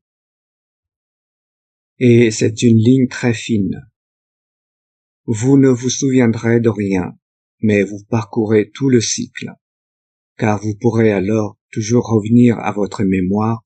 Je veux retourner là où j'étais. Et vous voyez que vous y allez instantanément. Nous avons même essayé avec ceux d'entre vous qui sont venus à l'INSA. Nous vous transférons instantanément. Parce que c'est dans la dimension des champs. C'est pourquoi nous, dans les unités de vision dans lesquelles vous êtes entrés, nous contrôlions les champs. Il y avait des réacteurs accrochés partout avec vous. Chez vous, vous n'avez pas ça. Alors maintenant, nous vous disons, lors de la session de juin, d'apporter avec vous 4 écouteurs.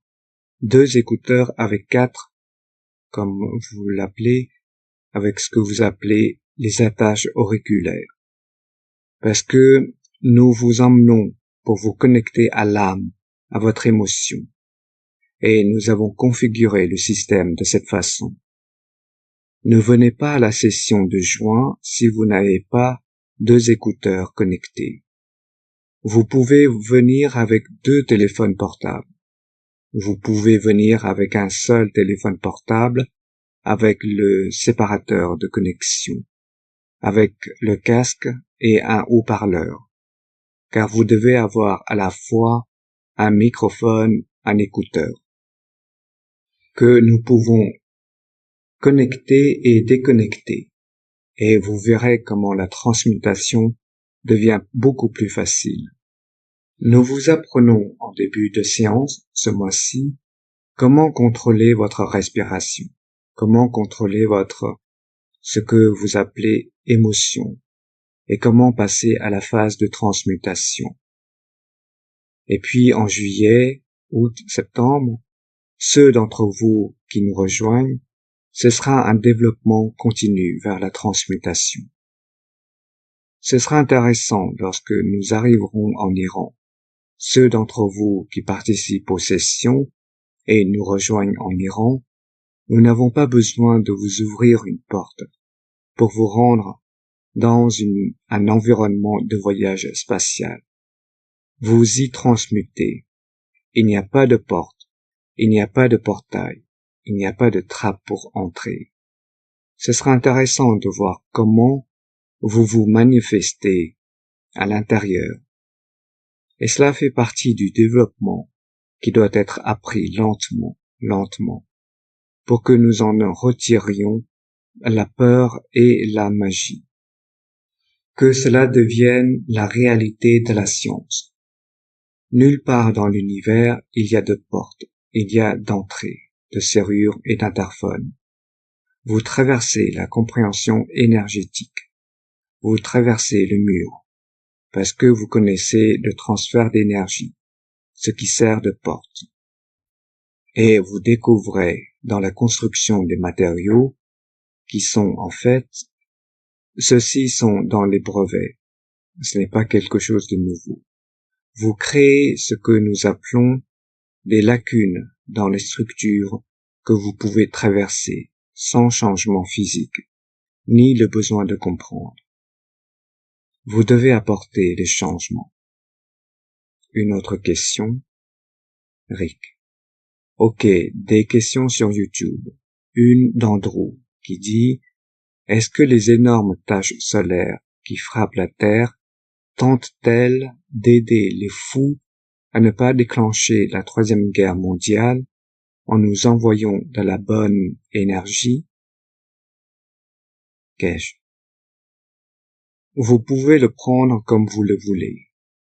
N'oubliez pas que le Soleil a une âme pour son système solaire et qu'il sait quoi faire.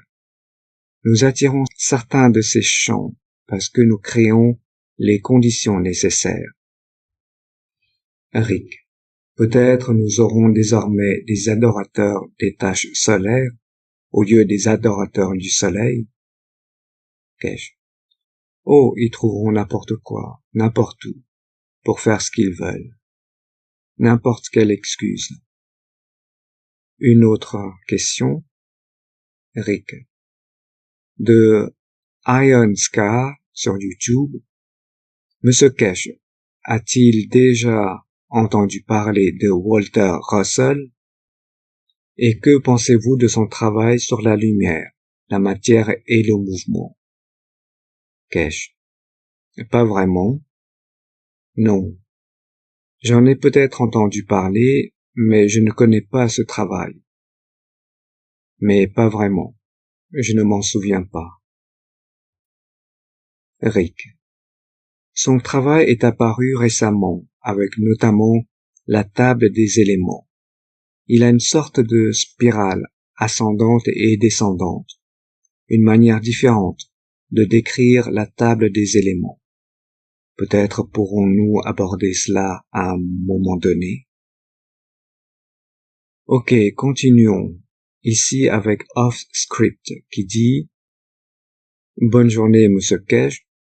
Pendant la transmutation, la Terre était dans ma conscience, mais j'ai eu l'impression qu'elle s'était arrêtée de fonctionner. Quel est le rapport avec l'absence de temps et d'espace? » Kesh. Comme je le dis toujours, je n'étais pas là pour tout voir, pour expliquer. C'est quelque chose que vous avez vécu, et vous trouverez la réponse et la partagerez avec nous, parce que vous créez une condition pour être là. Lors de la toute dernière conférence que nous avons eue à Vienne, avant le corona, nous avons eu un chercheur de connaissances qui est venu et s'est assis sur la chaise, le tout premier système que nous avons montré dans le contrôle des champs. Et il a décidé d'arrêter la rotation des systèmes, et il a réussi à le faire. Tout le monde était assis là. Il est venu pour montrer qu'il peut physiquement créer des conditions capables d'arrêter le système. Et il l'a fait. Il y avait des chercheurs de connaissances. Ils le regardaient. Nous créons cet état d'esprit pour être au niveau de la matière avec laquelle interagir. Et comment nous voulons interagir. Cela peut être par choix ou par accident, ou encore par création de conditions délibérées. Une autre question? Rick. Hier, dans le groupe Plasma, nous avons eu une certaine interaction. Et Gaël a une question qui est posée et je pense que c'est en fait une question récurrente pour beaucoup de gens à propos de la différence entre un rayon et un plasma. Et les rayons sont-ils eux-mêmes des plasmas? Et un seul rayon peut-il créer un plasma? Kesh. D'une certaine manière, un seul rayon du créateur crée le plasma de l'unicos. Oui, si vous regardez le dos du livre numéro 3, vous verrez des petits éclats, et ces éclats interagissent les uns avec les autres. Un rayon plasmatique, voyage dans les médias de l'univers, et ce média de l'univers a toujours des forces de champs différentes, parce que c'est l'interaction des champs qui en maintient la structure, peu importe sa force ou sa faiblesse. Et donc, oui. Ça commence avec un rayon. En interagissant avec l'environnement, vous créez un champ. Et en interagissant avec l'environnement, des rayons et des champs, vous créez un plasma. Parce qu'il y en a plus. Et c'est ainsi que nous sommes devenus partie intégrante de l'essence de la création du Créateur. Cela a commencé avec un rayon et l'interaction avec l'environnement. C'est comme créer une petite étincelle que vous connaissez, comme je l'ai dit, lorsque vous mettez un couteau sur le broyeur, l'un d'eux interagit avec l'autre, interagit avec d'autres choses et crée progressivement les champs et l'interaction du champ avec l'environnement et lui-même crée le plasma. Cela dépend de la taille, de la force et de la forme des champs. Rick. Donc, nous regardions cette vidéo qui est une sorte de vieux classique maintenant. Je pensais qu'elle a presque 10 ans, sur l'animation du plasma. Et je me demande si nous pourrions la regarder et vous pourriez nous dire si c'est exact ou non, en ce qui concerne les rayons magnétiques, se transformant en plasma, et ce genre d'idées. Kesh, vous voyez ce qui manque à ces rayons pour montrer qu'ils interagissent au fur et à mesure. Ces interactions interagissent. Désormais, ils interagissent les uns avec les autres. Et dans ce processus, il n'y a pas de ligne droite et nette. Il y a des bouts qui interagissent avec d'autres bouts. C'est une belle animation dans la création du plasma, comme il se doit. Mais il faut montrer, ça c'est la condition idéale. Mais en fait, lorsque vous voyez ces rayons venir depuis le début, ce que vous voyez ici est l'interaction finale. Beaucoup de ces interactions se produisent depuis le début jusqu'à la création de ce plasma. Et ils créent leur propre plasma, leur propre interaction. Il apparaît comme un seul rayon, mais il crée un champ lui-même. Parce que maintenant, lorsque ces plasmas sont créés autour de lui, ils interagissent eux-mêmes avec l'énergie de l'environnement des autres plasmas. Et ils créent un champ dans la dimension de la création de l'univers. Rick, j'avais une version modifiée où, après la formation de cette étoile, vous pouvez la voir ici. Une seconde. Après la formation des étoiles ou du plasma, cela pourrait être un proton ou un électron. Cela pourrait être une étoile, un soleil. Donc, alors nous avons d'autres champs qui entrent, et puis les forces du champ entre eux. Kesh. Oh, je n'ai jamais vu ça auparavant. Eric. C'est quelque chose que j'ai mis en place à partir des autres, juste en jouant avec. Et puis nous avons le plasma libre entre ces deux entités, ou trois entités, ou plusieurs entités. Kesh. Vous savez, quand vous montrez cette image, c'est très intéressant. Lors de la création de la portance et du mouvement dans les unités spatiales, nous n'avons pas de réacteur.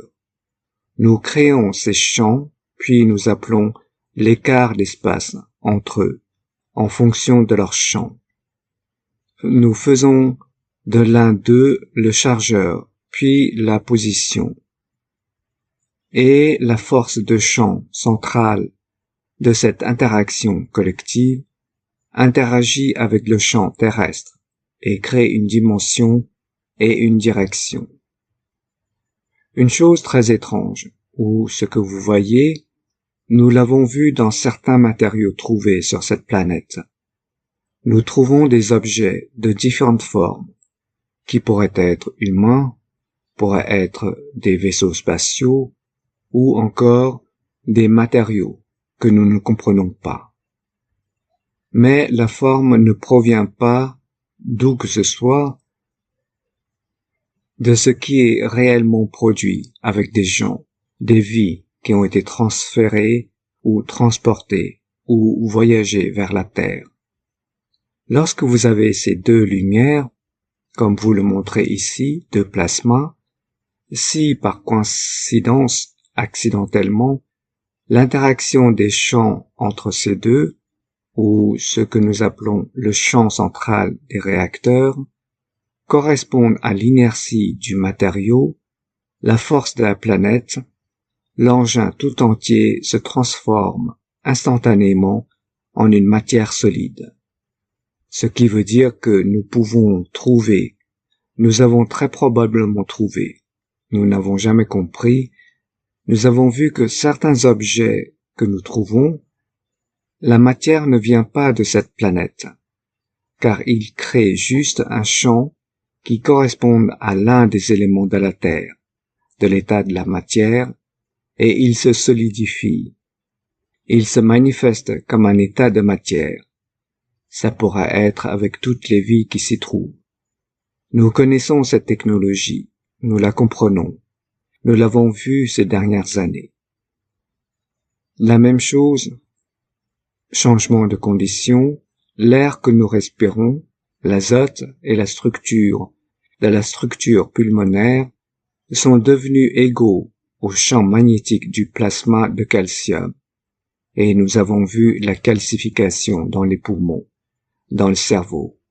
Nous l'appelons le corona. Parce qu'il a une force de champ du calcium. Nous avons donc vu une calcification. Cela se produit lors des voyages spatiaux. Je suis sûr qu'à l'avenir, beaucoup de ceux qui voyagent dans une dimension spatiale, même ceux qui voyagent dans la dimension de l'âme, toucheront ces champs d'équilibre, cette inertie de l'état de matière, dans l'espace et dans leur position, et ils se transformeront en ce que vous appelez l'état solide, disons de glace, de pierre, ou peu importe comment vous l'appelez. Voilà donc les choses que l'homme du futur apprendra dans certains environnements. Quelle est la force de la conversion, laquelle nous n'y touchons pas. J'en ai vu quelques exemples sur ce que vous appelez les médias sociaux, et je ris, et je dis que les gens ne comprennent pas ce qu'ils regardent. Mais en fait, 99% est une vie.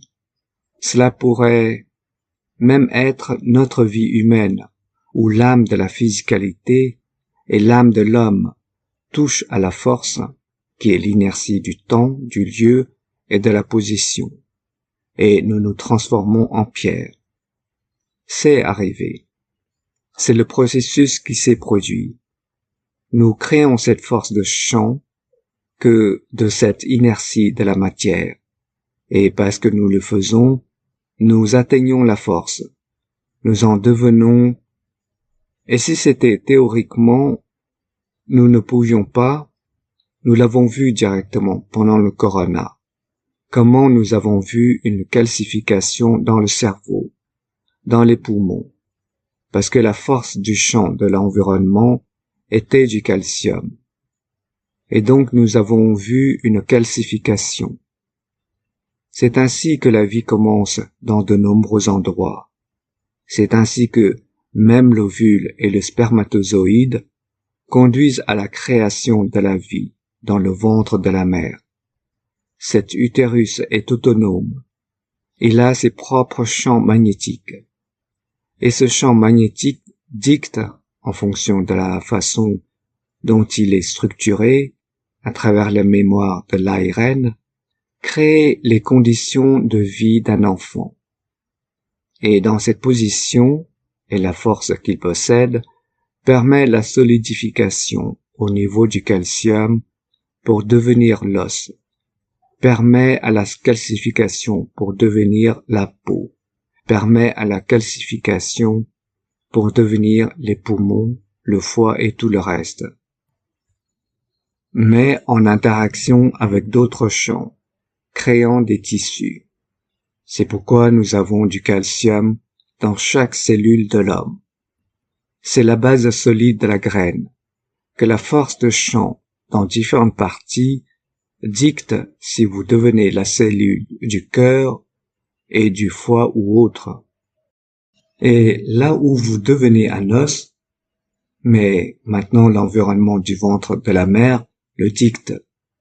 Et puis, quand nous en sortons, parce que la mère a la même structure de connexion avec la Terre, nous pouvons continuer à vivre sur cette planète.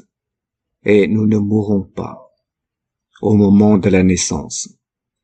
Parce que, en partie, c'est connecté au calcium. Et puis nous portons la même structure osseuse à la naissance. Et nous portons les mêmes tissus à la naissance. Parce que c'est prédéfini. Et, en plus, l'émotion vient de la mère. La force du champ vient de l'environnement de la terre, qui a dicté ce que le ventre de la mère peut créer.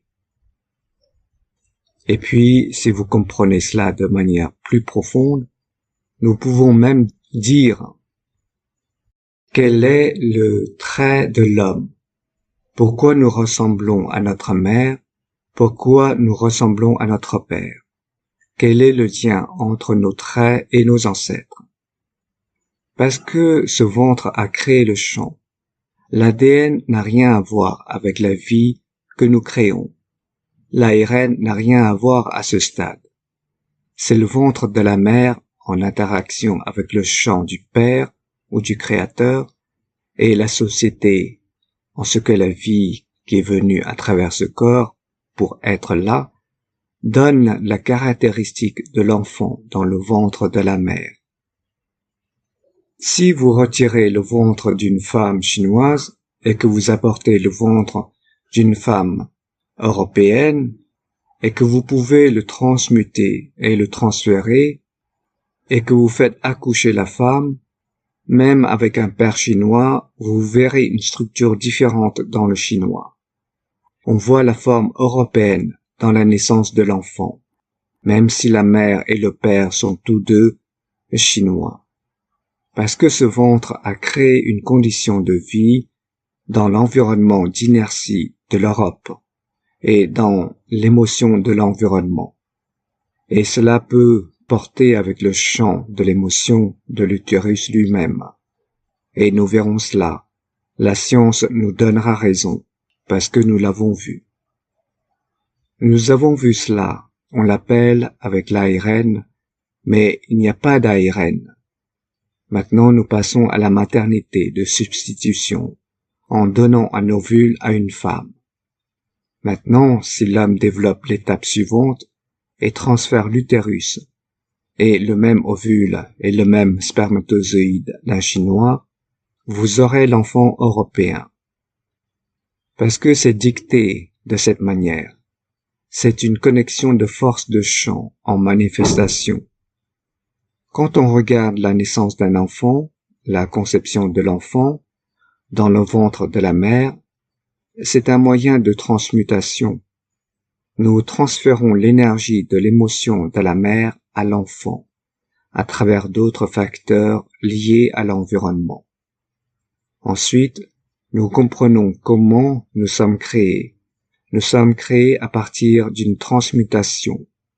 Et ensuite, nous l'oublions, parce que cela fait partie du même. C'est incroyable. Je suis sûr que beaucoup d'entre vous ont été parents. Et c'est l'une des plus grandes beautés, comme vous l'appelez, de la création. Une mère allaite un enfant pendant 1 an, 2 ans, puis elle s'en détache, et elle n'y revient plus pour demander à allaiter. Et lorsque vous lui dites, très jeune, que c'est là que vous vous nourrissez pour certains, il nie parce que c'est effacé, ce n'est pas nécessaire.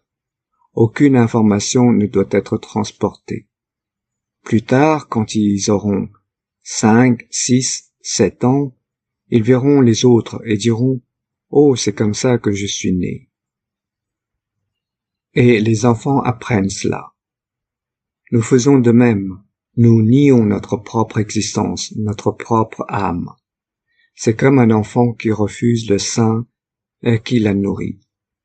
Nous avons choisi cette voie, mais nous devons prendre conscience et nous éveiller à la vérité de ce que c'est.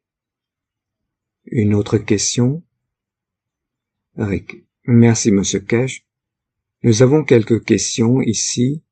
Tout d'abord avec Sandros, qui fait partie du groupe italien, qui dit « Dernièrement, pour la plupart des gens qui font une coupe, une vie, le gonce qui se forme est presque entièrement de couleur bleue claire. Pourquoi? Quelque chose a-t-il changé sur la planète ou dans l'air? Ces gonces pourraient-ils être utilisés comme s'il s'agissait de une coupe, une vie normale? Kesh. Oui, c'est votre émotion. Vous l'avez créée. Deuxièmement, nous avons pris conscience de la force des champs qui explique pourquoi ces choses ont été produites. et nous n'en voyons pas la nécessité. Donc cela transfère l'énergie, parce que vous y êtes connecté, que vous l'avez utilisé, ou que vous l'utilisez, ou que vous êtes connecté via les champs d'énergie. Une autre question? Plus de questions?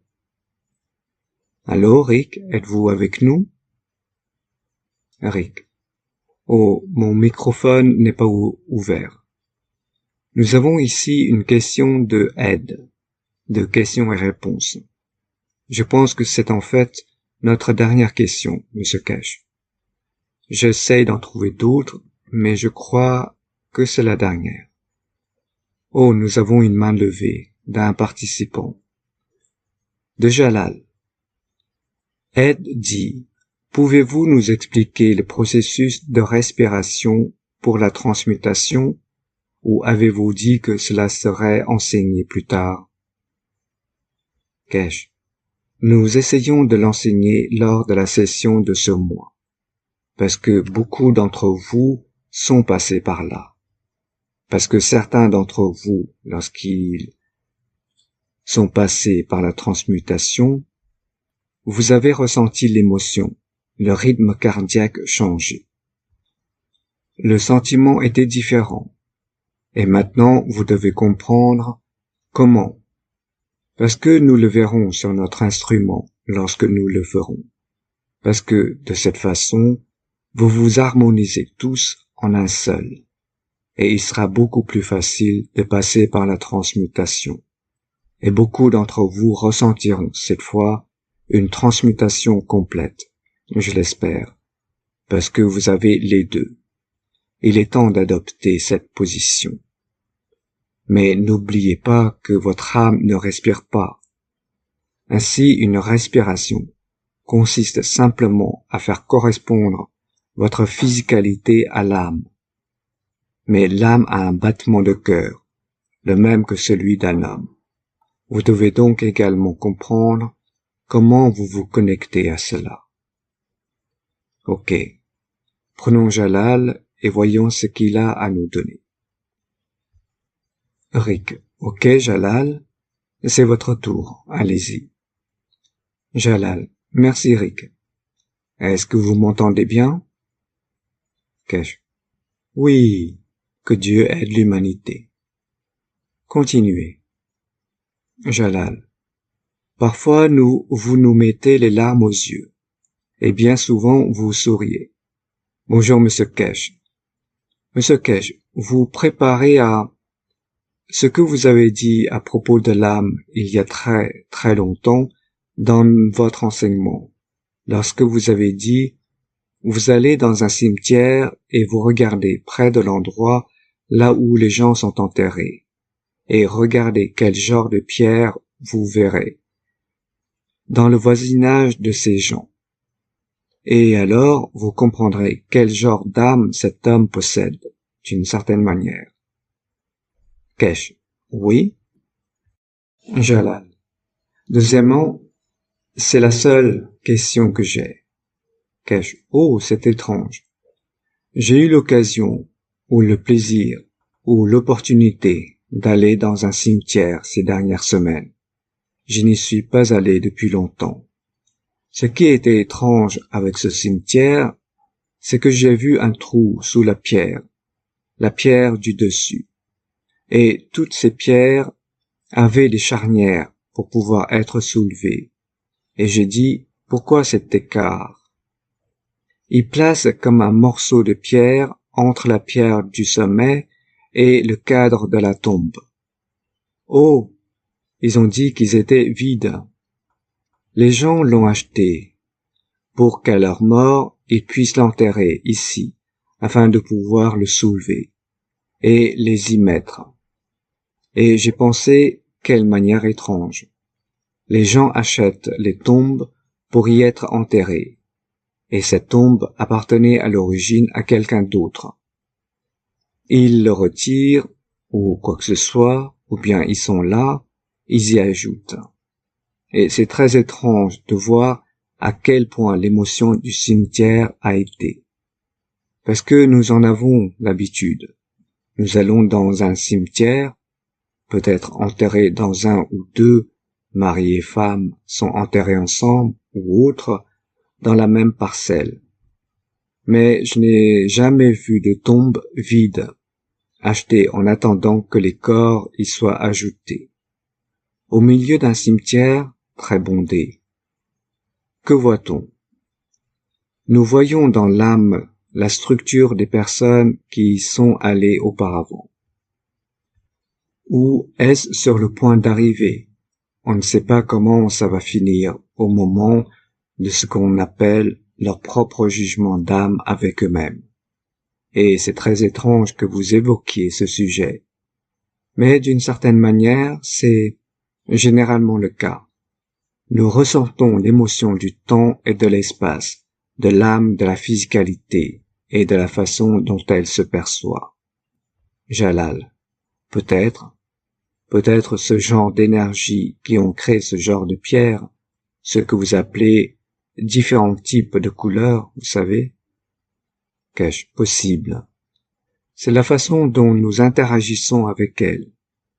Mais comme je l'ai dit, si vous, comment vous l'appelez, entrez dans cette dimension du cimetière et comment vous vous sentez et comment vous voyez. J'ai visité un cimetière l'année dernière quand j'étais à Manchester. Je suis allé voir la tombe de mes parents et de mon frère. Et à proximité, il y avait une tombe, peut-être à 20 ou 30 mètres plus loin, peut-être moins ou plus. Et cette tombe, j'ai fait le tour du cimetière en cherchant partout. Cette tombe était la seule à contenir des champignons blancs. De très petits champignons blancs recouvraient la zone environnante de la tombe. Pas la tombe d'à côté, seulement cette tombe-là. Et cela montre ce que l'âme porte en dessous. Je sais à qui appartient la tombe. Ce n'était pas un étranger. Et quand je l'ai regardé, comprenant l'essence des champignons et tout le reste, j'ai dit, cela sied. Ce qu'il y a en dessous amène ce poison au-dessus. C'est un champignon vénéneux. J'ai parcouru peut-être 300, 400, 500 tombes. J'ai regardé partout. C'est la seule tombe. Et je connais la personne enterrée là. Extrêmement sournois, extrêmement nuisible. Et même après sa mort, il crée des champignons empoisonnés. Et c'est la seule tombe. Cela reflète donc ce qui s'y trouve.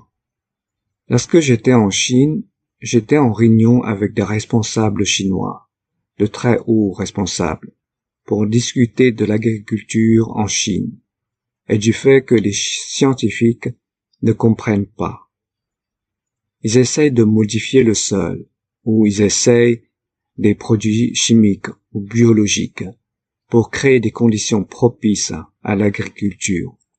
Mais ce qu'ils ne comprennent pas, et je l'ai déjà expliqué, c'est la simplicité de cela, qui est, d'une certaine manière, quand on regarde la structure d'un... Je le montre ici parce que c'est très intéressant.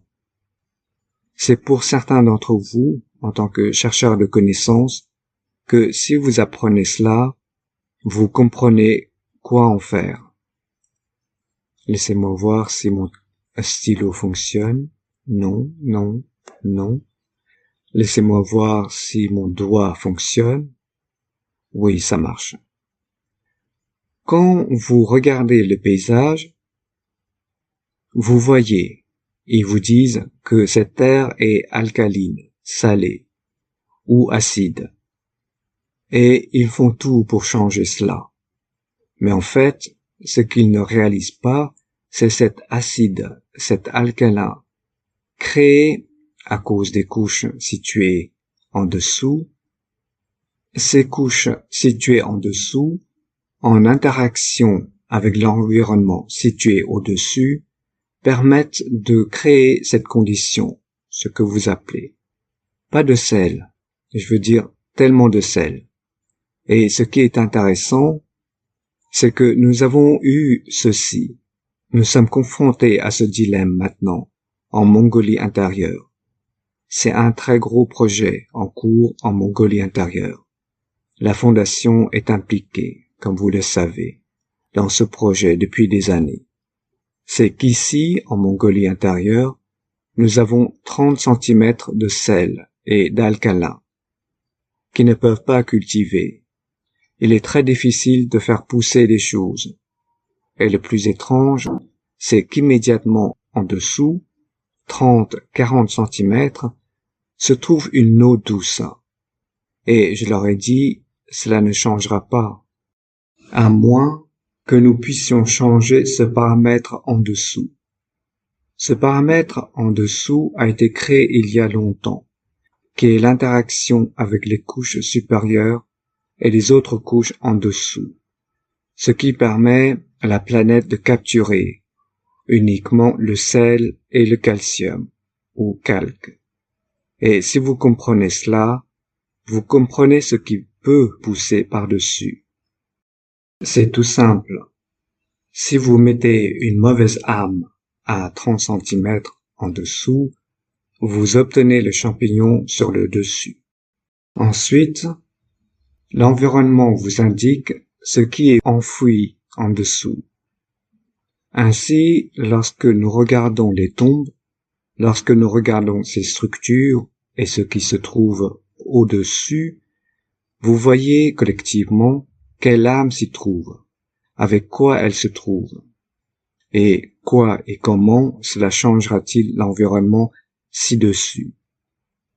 Dans l'agriculture internationale, nous parlons d'hectares, de milliers d'hectares de terre, et on essaie de changer la salinité. J'ai expliqué aux fonctionnaires qu'il faut changer l'environnement au-dessus, parce que vous ne pouvez rien faire avec ce qui est en dessous. Cela est construit et fait partie de la structure depuis des millions d'années. Et vous verrez que cette terre, même dans un milieu salé, cultivera des fruits les plus doux. Et certains d'entre vous qui ont fait les ganses, vous avez déjà vu ça, mais vous ne vous en rendez pas compte, parce que vous faisiez trop de services. Vous voyez ce principe dans l'enseignement de la Fondation Keshe. Donc c'est votre âme, là où la mettez au-dessus. Laissez-moi changer la couleur que vous compreniez. C'est votre âme au sommet. Là, c'est cette âme au fond. Et elle la voit, elle sent, elle sait ce qu'elle doit faire. Peu importe quel train a été créé, parce que l'âme en dessous ne change pas. Et puis, vous comprenez quel cimetière, là ce n'est pas clair. Jalal, oui, parlez à la fenêtre pour que la porte vous écoute. Keshe, pardon? Jalal, parlez à la fenêtre pour que la porte vous écoute. Keshe, oui, mais c'est ce que c'est, et c'est comme ça. Et c'est comme ça que ça prend forme. Jalal, ok, je dois aller travailler. Keshe, oh, je finis le travail, je vais terminer. Jalal, merci beaucoup. Keshe, merci. S'il n'y a plus de questions, si vous pouvez changer votre écran, Rick. Plus de questions? Nous concluons la session. Rick. Peut-être une question rapide d'Achille dans questions et réponses. Il dit que dans le document soumis à la Société royale d'astronomie du Royaume-Uni, M. Keshe a mentionné que les trous noirs ne devraient pas être appelés trous noirs. Un nom approprié devrait être Zubin, qui est un ancien nom arien, signifiant une flèche à deux têtes. Ma question est la suivante. Est-ce que cela signifie le mot Zubin ou le mot Zubin? A-t-il d'autres significations autre que le nom de la flèche? Cela a-t-il le sens d'apporter une nouvelle vie? Merci. Kesh. Cela dépend de la façon dont vous interprétez. Dans l'ancienne compréhension, les deux étaient le signe de l'équilibre, et les deux pointes de flèche ont créé deux personnages et caractéristiques différents. Et cela a une signification différente. Et assez étonnant, les gens qui portent ce nom, vous les voyez. Ils ont ces caractéristiques en eux. C'est très étrange, la façon dont nous choisissons nos noms.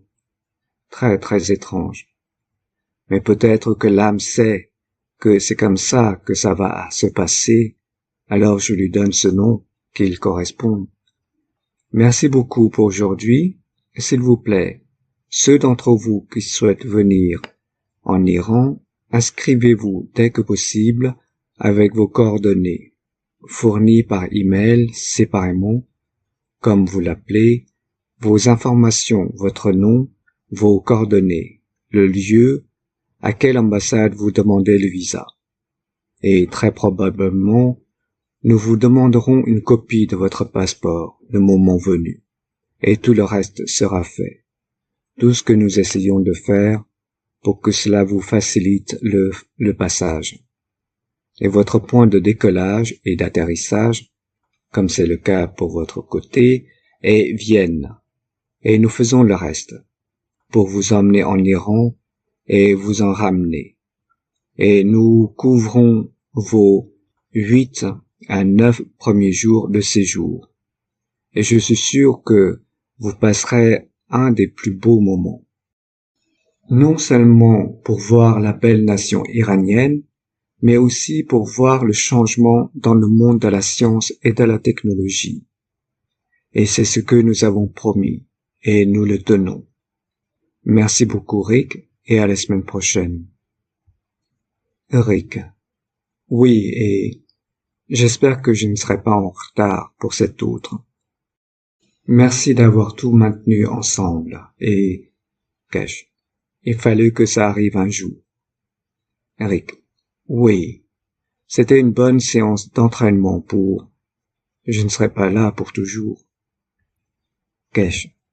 Nous ne sommes jamais là pour toujours. Nous allons le plus loin possible ensemble pour partager autant que nous le pouvons. Et comme nous l'avons vu aujourd'hui, la nouvelle génération prendra le relais. Et puis nous continuerons. Merci beaucoup et à la semaine prochaine. Rick. Merci Monsieur Kesh. Ok, merci à tous d'avoir participé aujourd'hui au 540e Atelier des chercheurs de connaissances, ici le jeudi 30 mai 2024. Notre prochain atelier d'enseignement public sera le mardi 4 juin, avec Une planète, une nation, une race pour la justice et la paix mondiale, qui commencera à 16 heures, heure d'Europe centrale, avec les membres du Conseil universel. Le public est invité à se joindre. Ok, merci encore à tous pour votre présence. Partons avec la musique habituelle de notre unité de vaisseau spatial du vol d'amélioration et au prochain enseignement public. Au revoir. Fin de l'atelier 540.